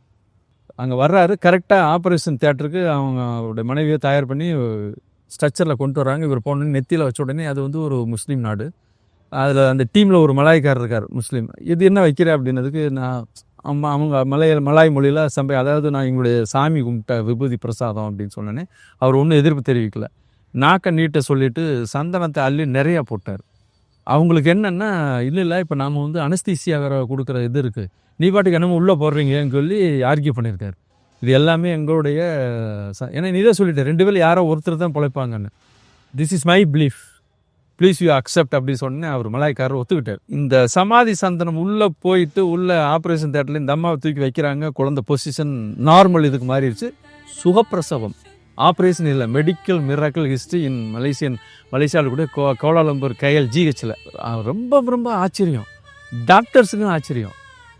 இப்போ அங்கே வந்து IGN சொல்லுவாங்க, இன்ஸ்டியூட் ஆஃப் ஹார்ட் இன்ஸ்டியூட்லுடைய டாக்டர் பாலா வந்து எனக்கு நண்பர். பாலாவுக்கு இந்த டீம் டாக்டர் சொல்லியிருக்காங்க, இந்தியாவிலேருந்து ஒருத்தர் வந்திருக்காரு, அவங்க ஏதோ இது பண்ணியிருக்காங்கன்னு சொன்னேன். பாலா எனக்கு ஃபோன் பண்ணார், உங்களுடைய ஃப்ரெண்டு வந்து என்ன முடியாமல் இருந்தாங்களா, அவங்க ஒய்ஃபு என்ன பண்ணீங்க அப்படின்னு. சார் ஒன்றும் இல்லை சார், சந்தனம் தான், சமாதி சந்தனம் தான் அவ்வளோ வேலை செய்யுது அப்படிங்கிற விஷயத்த சொன்னேன். ஓ அப்படியா, அப்படின்னா எனக்கும் கொஞ்சம் கொடுங்கன்னு சொல்லிட்டு. ஸோ அவரும் நம்மளுடைய டிவோட்டி ஆகிட்டாருன்னு வச்சுங்களேன். இது ஒரு ரியலி மெடிக்கல் மிராக்கிள். இதுக்கு அடுத்து இன்னொன்று ஹெல்த் இஷ்யூலேயே இன்னொரு இது என்ன அப்படின்னா, நம்ம திருச்செங்கோடு பக்கத்தில் இருக்கக்கூடிய ஊரை சேர்ந்தவங்க வந்து அங்கே மலேசியாவில் பிறந்து வளர்ந்து செட்டில் ஆனவங்க. அவங்களுக்கு வந்து ஃபைப்ராய்டு ப்ராப்ளம். முதல்ல வந்து அதாவது மிளகு அளவு இருந்தது, சின்ன எலுமிச்சம்பழம் ஆயிடுச்சு, அதை விட பெருசாகிடுச்சு, கட்டி, கர்ப்பப்பை கட்டி. இப்போ நான் என்ன சொன்னேன், நீ அங்கே வந்து ஆப்ரேஷன் வந்து பினாங் மெடிக்கல் சென்டரில் அப்பாயின்மெண்ட் ஃபிக்ஸ் பண்ணிட்டாங்க. நான் சொன்னேன் இன்னும் 40 நாள் இருக்குது அப்படி சொன்னேன். சமாதி சந்தனத்தை நம்பிக்கையோடு சாப்பிடு, வேறு எதுவும் வேண்டாம், சாப்பிடுங்க, கண்டிப்பாக ஒரு நல்ல ஒரு ரிலீஃப் கிடைக்கும் அப்படின்னு. கண்டினியூஸாக சாப்பிட்டாங்க. சாப்பிட்டு அங்கே போயிட்டு, ஏன்னா செக் பண்ணுவாங்க இல்லையா, ஆப்ரேஷன் டேட் ஃபிக்ஸ் பண்ணிவிட்டு ஸ்கேன் பண்ணி எல்லாம் பார்க்குறாங்க, ஃபைப்ராய்டே இல்லை. பட் இது கூட சேர்ந்து என்னென்னா இங்கே இருக்கக்கூடிய சித்தா மருந்தும் கேட்டிருந்தாங்க, அதையும் சேர்த்து தான் 2 கம்பைன் பண்ணி நீங்கள் சாப்பிடுங்க, நல்ல ஒரு ரிலீஃப் கிடைக்கும் அப்படின்னு. அந்த ஃபைப்ராய்டு சுத்தமாக இல்லை. ஆப்ரேஷன் ஃபிக்ஸ் பண்ணது வந்து மெடிக்கல் மிராக்கிள். இப்போ இந்த ஃபஸ்ட்டு சொன்ன சைமன் என்ன செஞ்சாருன்னா, அந்த மனைவியோட பிரசவம்லாம் முடிஞ்சு, அவங்க நம்ம எப்படி இந்து சமயத்தில் நம்ம தமிழர்கள் எப்படி அந்த 15 நாள் 16 நாள் புண்ணியாச்சனம்லாம் சொல்லுவாங்க, அது மாதிரிலாம் அவங்கெல்லாம் பண்ணி முடிச்சுட்டு, அதுக்கப்புறம் இங்கே சபையில் வந்து சாமி தரிசனம் பண்ணியே ஆகணும் அப்படிங்கிறதுக்காகவே வந்து 4 நாள் சபையிலே இருந்தான், சபையிலே தங்கிட்டு போனான். ஸோ இது போன்ற சில மிக அற்புதமான நிகழ்வுகள்லாம் வந்து நம்ம குருநார் வந்து அதாவது தோன்றா துணையாக வழி நடத்துவார்கள். நமக்கு வெளியே தோன்றாமல் வந்து துணையாக இருந்து நம்பி நடப்பார்க்கு நாற்பொருளும் கைகூடும், வெம்பினியும் வேரோடு வீழ்ந்தொழியும்னு சொல்கிறது என்னென்னா, எம்பிரான் குருவரனை சரணடைந்தால் நிச்சயமாக நமக்கு இது போன்ற நிறைய விஷயங்கள் சொல்லலாம். நிறைய மிரக்கல்ஸ் நிறைய நடந்திருக்கு.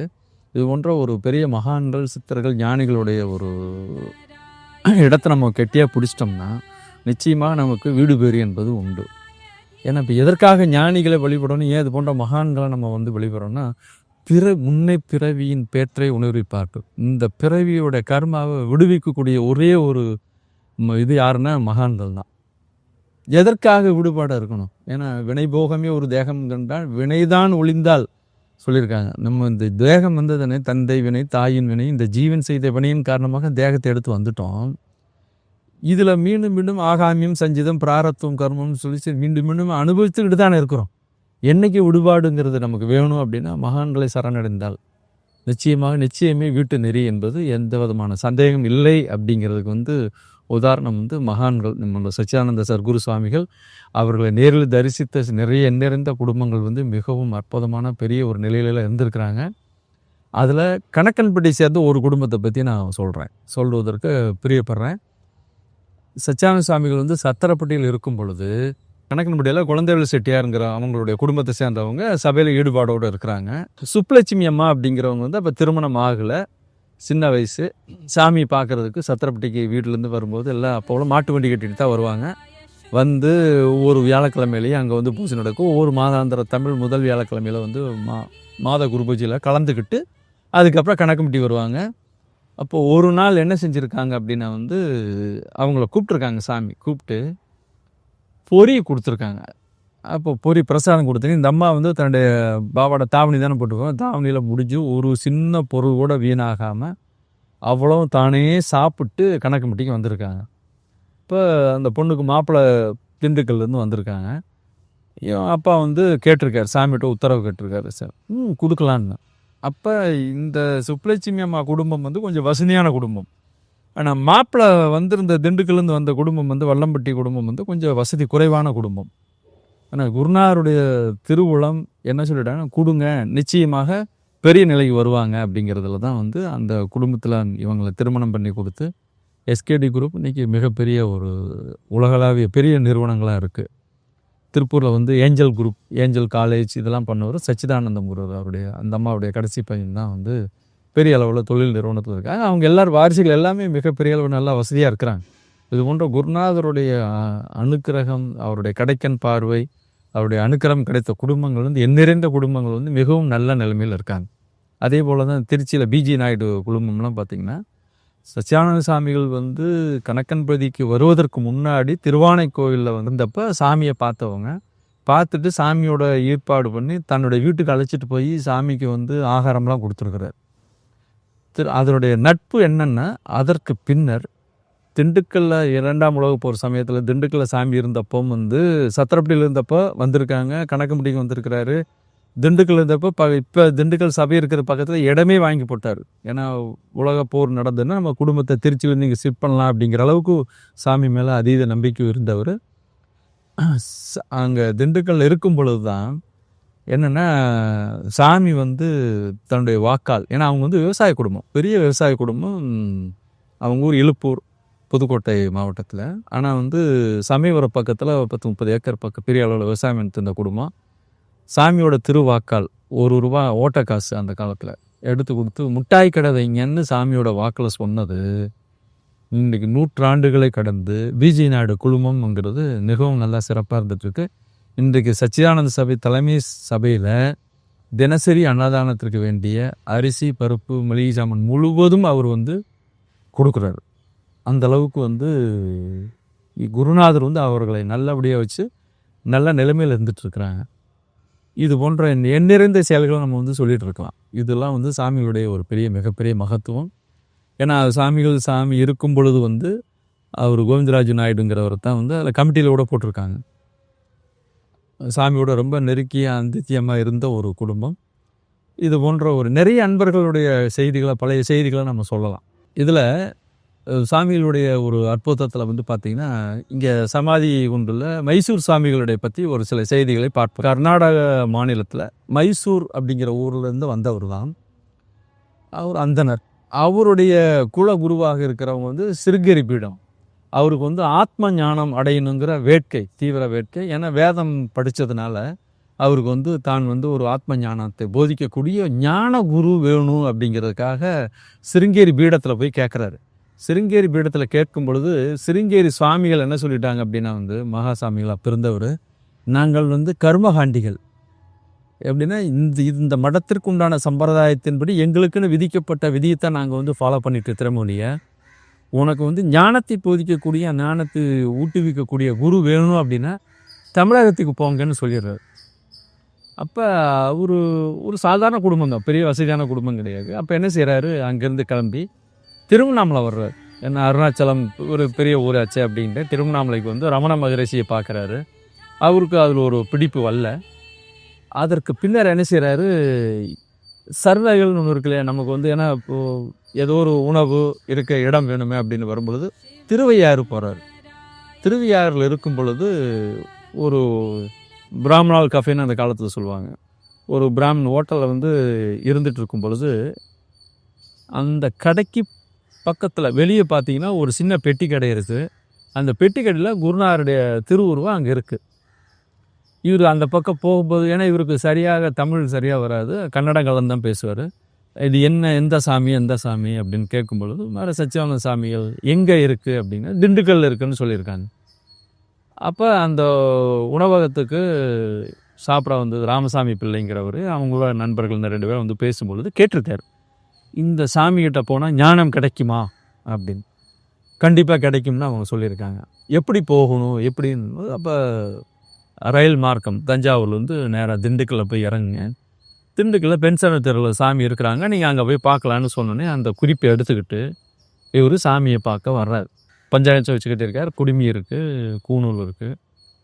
வர்றாரு சாமிகிட்ட. மதிய நேரம் அந்த டைம் என்னென்னா யார் ஒன்றும் பஜனை எல்லாம் அமைதியாக சாமி இருக்காங்க, எல்லோரும் அன்பர்கள் வந்து தரிசனம் பண்ணிட்டு அமைதியாக இருக்கிறாங்க. அந்த டைம் ஆனோடனே சாமி சொல்லியிருக்காங்க, கை காமிச்சு சாப்பிட போங்கன்னு இருக்காங்க. இப்போ எல்லோரும் போகிறாங்க. இவர் தயங்கி கிட்ட வந்திருக்காரு. வந்துட்டு சுவாமி ஞானம் கிடைக்குமா, ஞான உபதேசம் கிடைக்குமா? சாமி என்ன சொல்லியிருக்காங்க, இந்த வாழைப்பழத்துக்கு எப்படி சாப்பிட்றீங்களோ அதுபோல் வந்து உங்களுக்கு ஞான உபதேசம் வந்து சாமி கொடுப்பான். வாழைப்பழத்தை சாப்பிடுவதை போல் உங்களுக்கு ஞான உபதேசங்கிறது கிடைக்கும் அப்படின்னு சொன்னோன்னே அவருக்கு ஒரு நம்பிக்கை வந்துருச்சு. என்ன செய்கிறாரு, சரின்ட்டுன்னு உட்கார்றாரு. அந்த மதியான டைமில் வந்து சாமிகிட்டே உட்காந்துருப்பார். காலையில் பக்கத்தில் ஒரு கோயில் குளத்தில் குளிச்சுட்டு வந்துட்டு உட்காந்துருப்பார். மதியானம் சாப்பிடும்போது அப்படியே மெதுவாக போயிட்டு என்ன செய்கிறாரு, அக்ரஹாரத்தில் போய் பிச்சை பண்ணி சாப்பிட்றாரு. அப்போ ஒரு நாள் 3வது நாள் நம்ம சாமி என்ன செய்கிறாங்க, கரெக்டாக அதை கவனிச்சுட்டு அவர் கிளம்பும்போது சாமி வந்து அந்த கதவு கிட்ட நிற்கிறார். ஜாடை காமிக்கிறாங்க, எங்கே போகிறீங்க அப்படின்னு. பிச்சை பண்ண போகிறேன். ஏன்? இல்லை நான் பிராமணன் என்றால் யார் அப்படின்னு சாமி கேட்டிருக்காங்க. பிரம்மத்தை உணர்ந்தவன் தான் பிராமணன் இல்லையா? இப்போ பிரம்மத்தை உணர்ந்தது யார்? அப்போ இவர் மைசூர் சாமி சொல்லியிருக்காரு, சாமி தான் இங்கேயே சாப்பிடுங்கன்னு சொன்ன உடனே அன்றைக்கே பூணூலும் எடுத்துட்டார், குடுமையும் எடுத்துட்டு சாமியோடவே ஐக்கியமாயிட்டார்.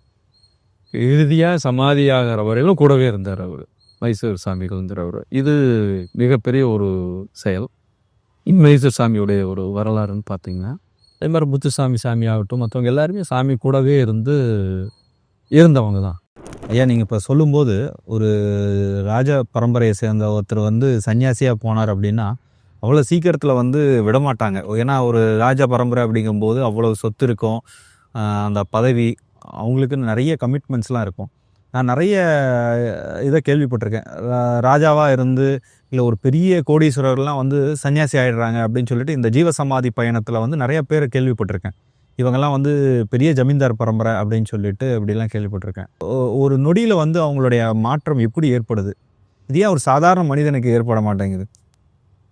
எப்படின்னா சமஸ்காரம்னு சொல்லுவாங்க. எப்படின்னா இந்த ஒரு ஜீவன் பிறப்பு என்பது என்ன அப்படின்னா, தந்தை வினை, தாயின் வினை, இந்த ஜீவன் செய்த வினைன்னு ஒன்று இருக்கும் இல்லைங்களா? நம்மளுடைய பிறப்பு என்னன்னா வந்து நம்முடைய இந்து சமயம் வந்து மறுபிறப்பில் நம்பிக்கை உண்டான ஒரு சமயம், நம்முடைய சமயம். இந்த மறுபிறப்பில் வந்து என்ன அப்படின்னு கேட்டிங்கன்னா, இப்போ நம்ம இந்த ஒரு பிறப்பில் பிறந்திருக்கிறோம். இந்த ஜீவன் எந்த நோக்கத்திற்காக பிறந்தது, என்ன இலக்கு, நீ வந்த வேலை என்ன? நம்ம சச்சிதானந்த சபையில் பார்த்தீங்கன்னா என்ன போர்டு போட்டிருக்குன்னா, கடவுளை நாம் காப்பாற்ற வேண்டும், நீ வந்த வேலை என்ன, தன்னை அறிந்து தலைவனை சார்வது.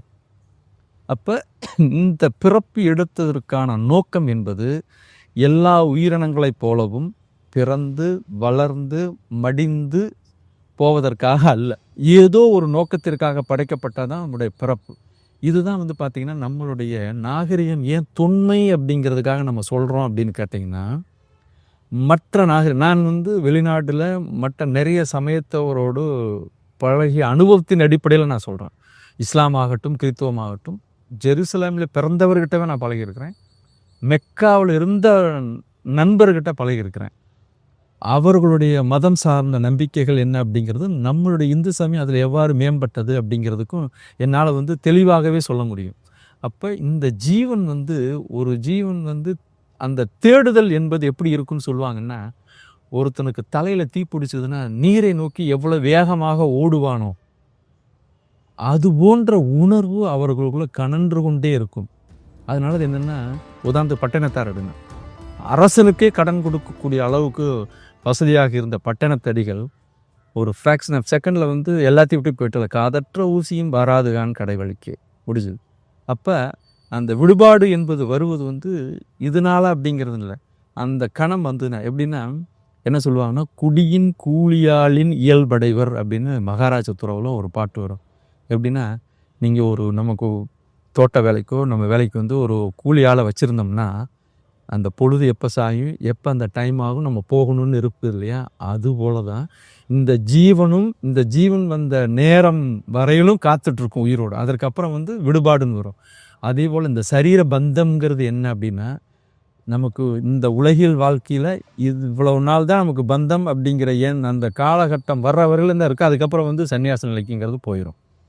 இவர்களுக்கு எப்படின்னா எண்ணங்கள், சமஸ்காரம், அவங்களுடைய மனோ இது என்னென்னா, ஏன்னா ஒரு புண்ணியாத்மா, ஒரு சன்னியாசி ஆகுங்கிறது சாதாரண விஷயம், மிகப்பெரிய புண்ணியாத்மா. எத்தனையோ பிறவிகளில் வந்து நல்ல புண்ணிய தர்மங்கள், கைங்கரியங்கள், காரியங்கள் செஞ்ச விளைவு. இப்போ எதற்காக சன்னியாசங்கிறது எடுக்கிறாங்க? இப்போ பாரதி சொல்லியிருக்காங்க இல்லையா, அதே மாதிரி வந்து நம்ம தாய்மானவர் சாமிகள் சொல்லியிருக்க உள்ளத்துறவுடைய, அதாவது நீங்கள் வெளியே வந்து 1000 வேஷம் போட்டுக்கலாம், உள்ளத்துறவு உடையவன் தான் வந்து சககோடி உயர்ந்தவன் சொல்லியிருக்காரு இப்போ தாய்மானவர். அதாவது சாதாரண சன்னியாசியில் உள்ளத்தளவில் வந்து சன்னியாசம்ங்கிறது தான்.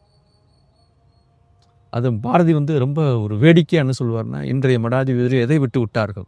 ஆடம்பரத்தை விட்டு விட்டார்களா, விபூதி தரிப்பதை விட்டு விட்டார்களா, கம்படாலங்களை தரிப்பதை விட்டு விட்டார்களா, ருத்ராட்சங்களை அணிவதை விட்டு விட்டார்களா, அவர்கள் விதவிதமாக உடை அணிவதை விட்டு விட்டார்களா? யார் சன்னியாசி அப்படின்னு சொல்லி பாரதியாரே ஒரு புதுமையாக கேட்டிருப்பார். இப்போ என்னென்னா உள்ளத்துறவு என்பது தான் முக்கியம். பெரிய ஒரு ராஜ குடும்பத்தை சேர்ந்தவங்க கூட வந்து சன்னியாசியாக ஒரு செகண்டில் ஏன் போகிறாங்கன்னா, அவங்க வந்த வேலை அது. இனி அடுத்த பிறகு வேண்டாம் அப்படிங்கிறதுக்காக அந்த நிலையை வந்துடுறாங்க.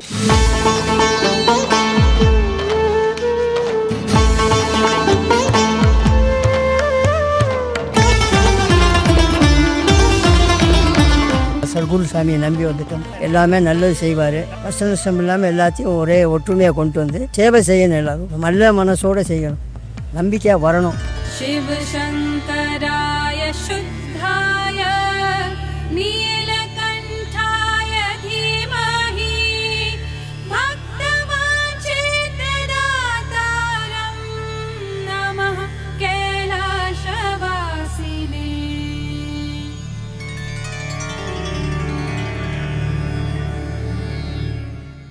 நல்ல சாப்பாடு சாமி, எந்த ஒரு குறையும் இல்லை.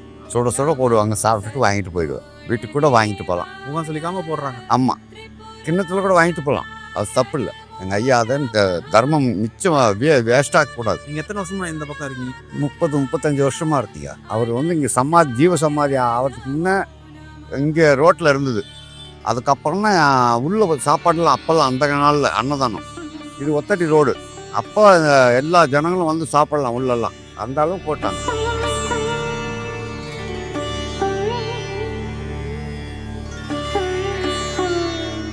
ஐயா வந்து எந்த இடத்துல நான் எங்கே குடி உக்காடுறேனோ அந்த இடத்துல நான் அந்த கேள்வி பட்டுக்கிறேன்.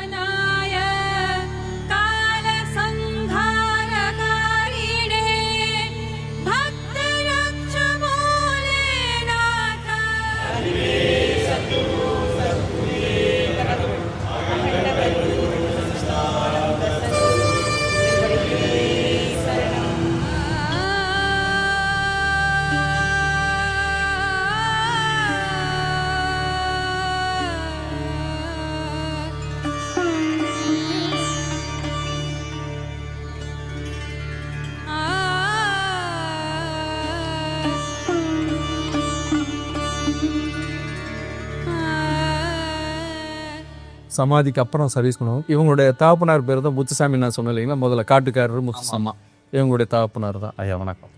பழைய கட்டடம் கட்டினது இவங்க அப்பா தான் இருந்து ஃபுல்லாக கட்டினார். சரி அவருடைய சொந்த காசை போட்டு தான்.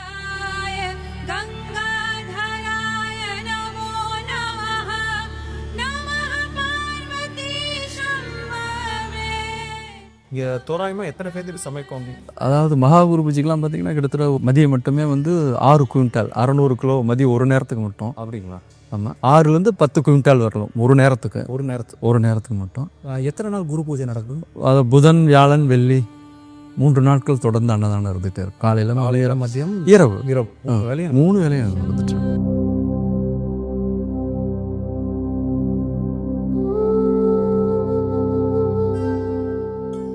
இங்கே இப்போ நம்ம நின்று கொண்டிருக்கிற இடம் வந்து தவத்திரு மைசூர் சுவாமிகளுடைய சமாதி. சுவாமிகளோடு அணுக்கு தொண்டராக இருந்தவர். திண்டுக்கல்லேருந்து சர்வீஸ் பண்ணி சமாதி ஆன பொழுதும் இங்கே இருந்தவங்க. அடுத்தது ஐயாத்துறை சுவாமிகள், இவங்களும் வந்து சாமிகளோடு இருந்து அணுக்கு தொண்டராக இருந்து சர்வீஸ் பண்ணி இங்கேயே சமாதியானவங்க. அடுத்து இவங்க வந்து மோகனூர் சாமிகளுடைய சமாதி. இவங்க சாமிக்கு வந்து ரொம்ப சர்வீஸ் பண்ணுவாங்க. மோகனூருங்கிறது கரூர் பக்கத்தில் இருக்கக்கூடிய ஒரு ஊர். அது ஒரு பெரிய வரலாறு. மோகனூரில் சாமிக்காக நல்லா சர்வீஸ் பண்ணவர் மோகனூர் சாமி. அவர் ஜெயச்சந்திரன் வந்து இப்போ சமீபத்தில் வந்தார். அவருடைய சமாதி இங்கே தான் வச்சுருக்கிறோம்.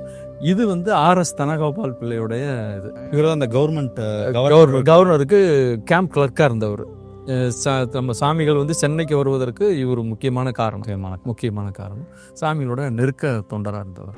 பழனிக்கு மேற்க வந்து நெய்க்காரப்பட்டிங்கிற ஒரு ஊர் இருக்குது. அங்கே வந்து ஒரு ஜமீன். அந்த ஜமீனில் வந்து சமஸ்கிருதம் இது போன்ற ஒரு பாண்டித்தியம் பெற்ற ஒரு பெரிய பண்டிதர் அங்கே இருக்கிறார். அந்த ஜமீன்லேயே இருக்கிறார். அப்போ சாமிகள் வந்து கணக்கன்பதியில் இருக்கிறாங்க. அப்போ இந்த மாதிரி எந்த அளவுக்கு வந்து இங்கே ஒரு சாமி இருக்கிறாருங்கிறத கேள்விப்பட்டு அவர் எந்த அளவுக்கு புலமையோடு இருக்கிறாருன்னு தெரியணும் அப்படிங்கிறதுக்காக சோதிக்கணும்னு சொல்லிட்டுன்னு அவர் என்ன செய்கிறாரு, ஏன்னா அந்த காலத்தில் போக்குவரத்து வசதி கிடையாது. எப்படி தான் அந்த மாட்டு வண்டியில் வருவார், முன்னாடி 4 பேர் ஓடி வருவாங்க, மாட்டு வண்டி முன்னாடி ஓடி வருவாங்க, பின்னாடி 4 பேர் ஓடி வருவாங்க, இவர் வண்டியில் உட்காந்துருப்பார். அப்போ ஊருக்குள்ளே அப்படி வந்தோன்னே என்னடா இந்த ஒரு நெய்க்காரப்பட்டி ஜமீனை சேர்ந்தவராச்சு என்ன சாமியை பார்க்க போகிறார் போல இருக்குன்னு சொன்னோன்னே ஊருக்கு கணக்கம்பட்டி இந்த ஊர் மக்களும் திரண்டு வர்றாங்க. வந்த உடனே செருக்கோடு என்ன செய்கிறாரு, அந்த காலத்தில் காலில் செருப்பு போடுவதுங்கிறது ஒரு மிகப்பெரிய ஒரு ஆடம்பரமான ஒரு செயல். வசதியாக இருக்கிறவங்க தான் செருப்பு போடுவாங்க. செருப்பு போட்டு வந்துட்டு மேலே துண்டை அப்படி மேலே போத்திட்டு வர்றாரு. வந்துட்டு சாமி முன்னாடி அப்படியே ஒரு பார்வை பார்க்குறாரு. சாமிகள் எதுவுமே பேசல, ஒன்றுமே இல்லை, மௌனமாகவே இருந்திருக்காங்க. இவர் செருப்பை கழட்டி வச்சுட்டு கிட்ட வந்திருக்கிறாரு. ஒரு 10 நிமிடம் கழித்து இடுப்பில் துண்டை கட்டிட்டு காலில் உள்ளது நமஸ்காரம் பண்ணுறாரு. ஏன்னா யாருமே வந்து அவர் வணங்க மாட்டாராம். நமஸ்காரம் பண்ணும் பொழுது அவர் சாமி என்ன கேட்டாங்கன்னா, என்ன குருட்டு யோசனை, எந்த மொழியில் கேட்டாலும் சாமி பதில் சொல்லுவான் அப்படின்னு மட்டும் சாமி சொல்லியிருப்பாங்க. சொன்னார், குருநாதா நான் வந்து அறியாமல் தவறுதலாக இந்த இடத்துக்கு வந்துட்டேன். பெரியவர்களிடத்தில் ஒரு எவ்வளோ மரியாதையோட வரணுங்கிற மரியாதை இல்லாமல் வந்துட்டு என்னை மன்னித்து அருள வேண்டும்.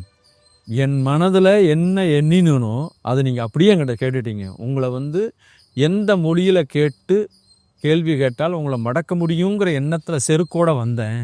அந்த செருக்கை அழிச்சிட்டிங்க.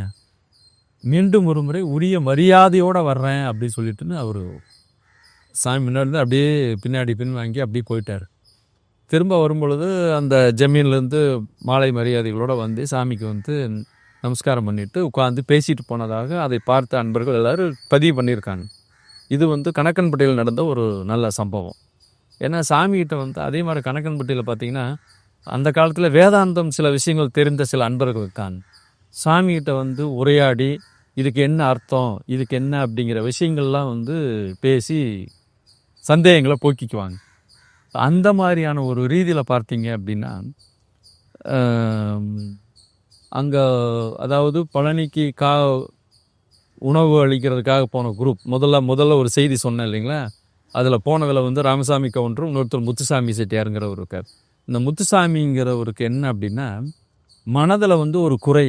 ஏன்னா அவங்க வந்து ஒரு பெரிய ஜமீன் மாதிரி இருந்த குடும்பம். ஏன்னா அவங்ககிட்ட வந்து பசுமாடியில் 10, 60, 70 பசுமாடு, 50, 60 ஏக்கர் நிலம் வச்சுட்டு நல்லா பெரிய விவசாயம் பண்ணிட்டு இருந்த குடும்பம். சாமி வந்து பொட்டம்பட்டிக்கு வந்தப்போ சாமிகளை பார்த்துட்டு அவர் வீட்டுக்கு அழைச்சிட்டு வர்றார் சாப்பிட்றதுக்குன்னு. அந்த காலத்தில் வந்து இன்றைக்கு இருக்கிற போல காலையில் வந்து எல்லா வீட்லேயும் டிஃபன்லாம் கிடையாது. கிராமத்தில் பழைய சோறு இருக்கும், தயிர் இருக்கும், கெட்டி தயிர் இருக்கும். அப்போ தயிரும் சாதமும் கொடுத்துருக்காங்க. அப்போ அவங்க மனைவி என்ன சொல்கிறாங்க, கடையில் போய் 2 இட்லி வாங்கிட்டு வாங்கன்னு சொல்கிறாங்க. சாமி அதை கேட்டுட்டு அதெல்லாம் உங்கள் வீட்டில் என்ன இருக்கோ அதை போடுங்க அப்படின்னு சொன்னோன்னே சாதனை இது என்ன அப்படின்ட்டுக்கா. அப்போ வந்து கிராமம் இல்லையா, கிராமத்தில் வந்து பழனியில் பஞ்சாமிர்தம் வந்து எப்பவும் வீடுகளை வந்து மண் சட்டியில் மண் பானையில் வச்சுருப்பாங்க. அதை எடுத்து இது என்ன அப்படின்னு பஞ்சாமிர்தம்னு இருக்காங்க. பஞ்சாமிர்தம்னா என்னன்னு கேட்டிருக்காங்க. இனிப்பான பொருள் 5 விதமான பொருள் சேர்ந்ததுன்னு சொன்னோன்னே இனிப்பு வேண்டாம் அப்படின்ட்டு சாப்பிட்ருக்காங்க. ஸோ அவங்க வீட்டில் வந்து சில சமயங்களில் போய் உணவு இருந்தது வழக்கம். அப்போ சாமி வர்றாங்க தெரிஞ்சுன்னா கரெக்டாக அவங்க வர்றாங்கன்னு என்ன செஞ்சுருவாங்க, பலகாரங்கள் வந்து செஞ்சு கொடுத்துருவாங்க. ஏன்னா சாமி ஒரு வேளை தான் சாப்பிடுவாங்க, கொடுத்துருவாங்க. அப்போ அவங்க மனைவிக்கு என்ன ஒரு குறை அப்படின்னா, தனக்கு வந்து குடும்பத்தில் வாரிசு இல்லையே. ஏன்னா நிறைய நிலபலன்கள் இருக்குது, பெரிய நிலச்சுவாந்தார் இருக்கார், பெரிய ஒரு இதோடு இருக்கிறோம், ஆனால் நமக்கு வந்து வாரிசு இல்லையே அப்படிங்கிற ஒரு கவலை. அப்போ என்ன செய்கிறாங்க, சாமியோட உத்தரவு கட்டினா அவங்களுடைய தங்கச்சியை திரும்ப அவருக்கே கல்யாணம் பண்ணி வைக்கிறாங்க. வச்சும் பொழுது இந்த மூத்தவங்க இருக்காங்களே அவங்க வந்து சாமிகிட்ட வேண்டிக்கிறாங்க, மற தங்கச்சிக்கு குழந்தை வாய்க்கணும் அப்படின்னு. அப்போ சாமி வந்து பிரசாதம் கொடுக்கும்போது 5ன்னு சொல்லி குறிப்பால் காமிச்சிருக்காங்க. அந்த பிரசாதத்தை வந்து இந்த அம்மாவை சாப்பிட சொல்லி அதுக்கப்புறம் தான் வந்து இவங்க 5 பேரும் பிறந்ததாக இது ஒரு உண்மை சம்பவம். குருநாதருடைய அருளினால் அவங்க வந்தது. அதில் தான் ஒருத்தர் வந்து சன்னியாசியாக நம்ம தலைமை சபைக்கு வந்து சாது தாம்பரானந்த சுவாமிகள் வந்து இருக்கிறாங்க. அந்த இங்கே தலைமை சபை வந்து பழைய இது பார்த்திங்கன்னா சின்ன கூரையாக இருந்தது. கருங்கல் கட்டடமாக கட்டின திருப்பணி வந்து திரு முத்துசாமி அவர்கள் தான் சாரும். என்ன செஞ்சாங்க அப்படின்னா, கிராமத்தில் வந்து கணக்கன்பட்டியிலேருந்து இந்த கல் வேலை செய்யக்கூடிய ஆளுகளை கூட்டிகிட்டு வந்துட்டு அவங்க நிலத்தில் விளைஞ்ச சோளம் இது போன்ற தானியங்களை கொண்டு வந்து, ஏன்னா அவங்களும் சோளச்சோறு தான் சாப்பிடுவாங்க அந்த காலத்தில். சபைக்கு பின்புறம் வந்து பார்த்திங்கன்னா ஏரி, ராஜகிரிப்பாக்கம் ஏரி. அந்த ஏரியில் உள்ளே வந்து கல் உடைச்சி அதில் இருக்கிற கல்லை கொண்டு வந்து அந்த காலத்தில் கருங்கல் திருப்பணி பண்ணார். அதுக்கு கட்டடத்துக்கான நன்கொடைக்காக எல்லா ஊருக்கும் போனார். அப்போ வந்து பழைய ரசீது பார்த்திங்கன்னா 25 பைசா நன்கொடை கொடுத்தவங்க தான் நிறைய பேர். 100 ரூபா கொடுத்தவங்க 4 பேர் தான். கள்ளக்கோனார்பட்டி ஜெமீனாக இருந்தவர் பழைய செக்ரட்டரி, இந்த மாதிரி இருக்கிறவங்க தான் 100 ரூபா கொடுத்துருக்காங்க. ஆறுமுகசாமிங்கிறவர் 100 ரூபா கொடுத்துருக்காரு, முத்துசாமி 100 ரூபா கொடுத்துருக்காரு, ராமசாமி கவுண்டரும் 100 ரூபா கொடுத்துருக்காங்க. அப்போ இது போன்ற கிராமங்கள்லாம் போய் சிறுக சிறுக நன்கொடைகள் வாங்கி பற்றாக்குறைகள்லாம் செஞ்சு திருப்பணி செஞ்சு கொடுத்தவர் வந்து திரு முத்துசாமி அவர்கள்.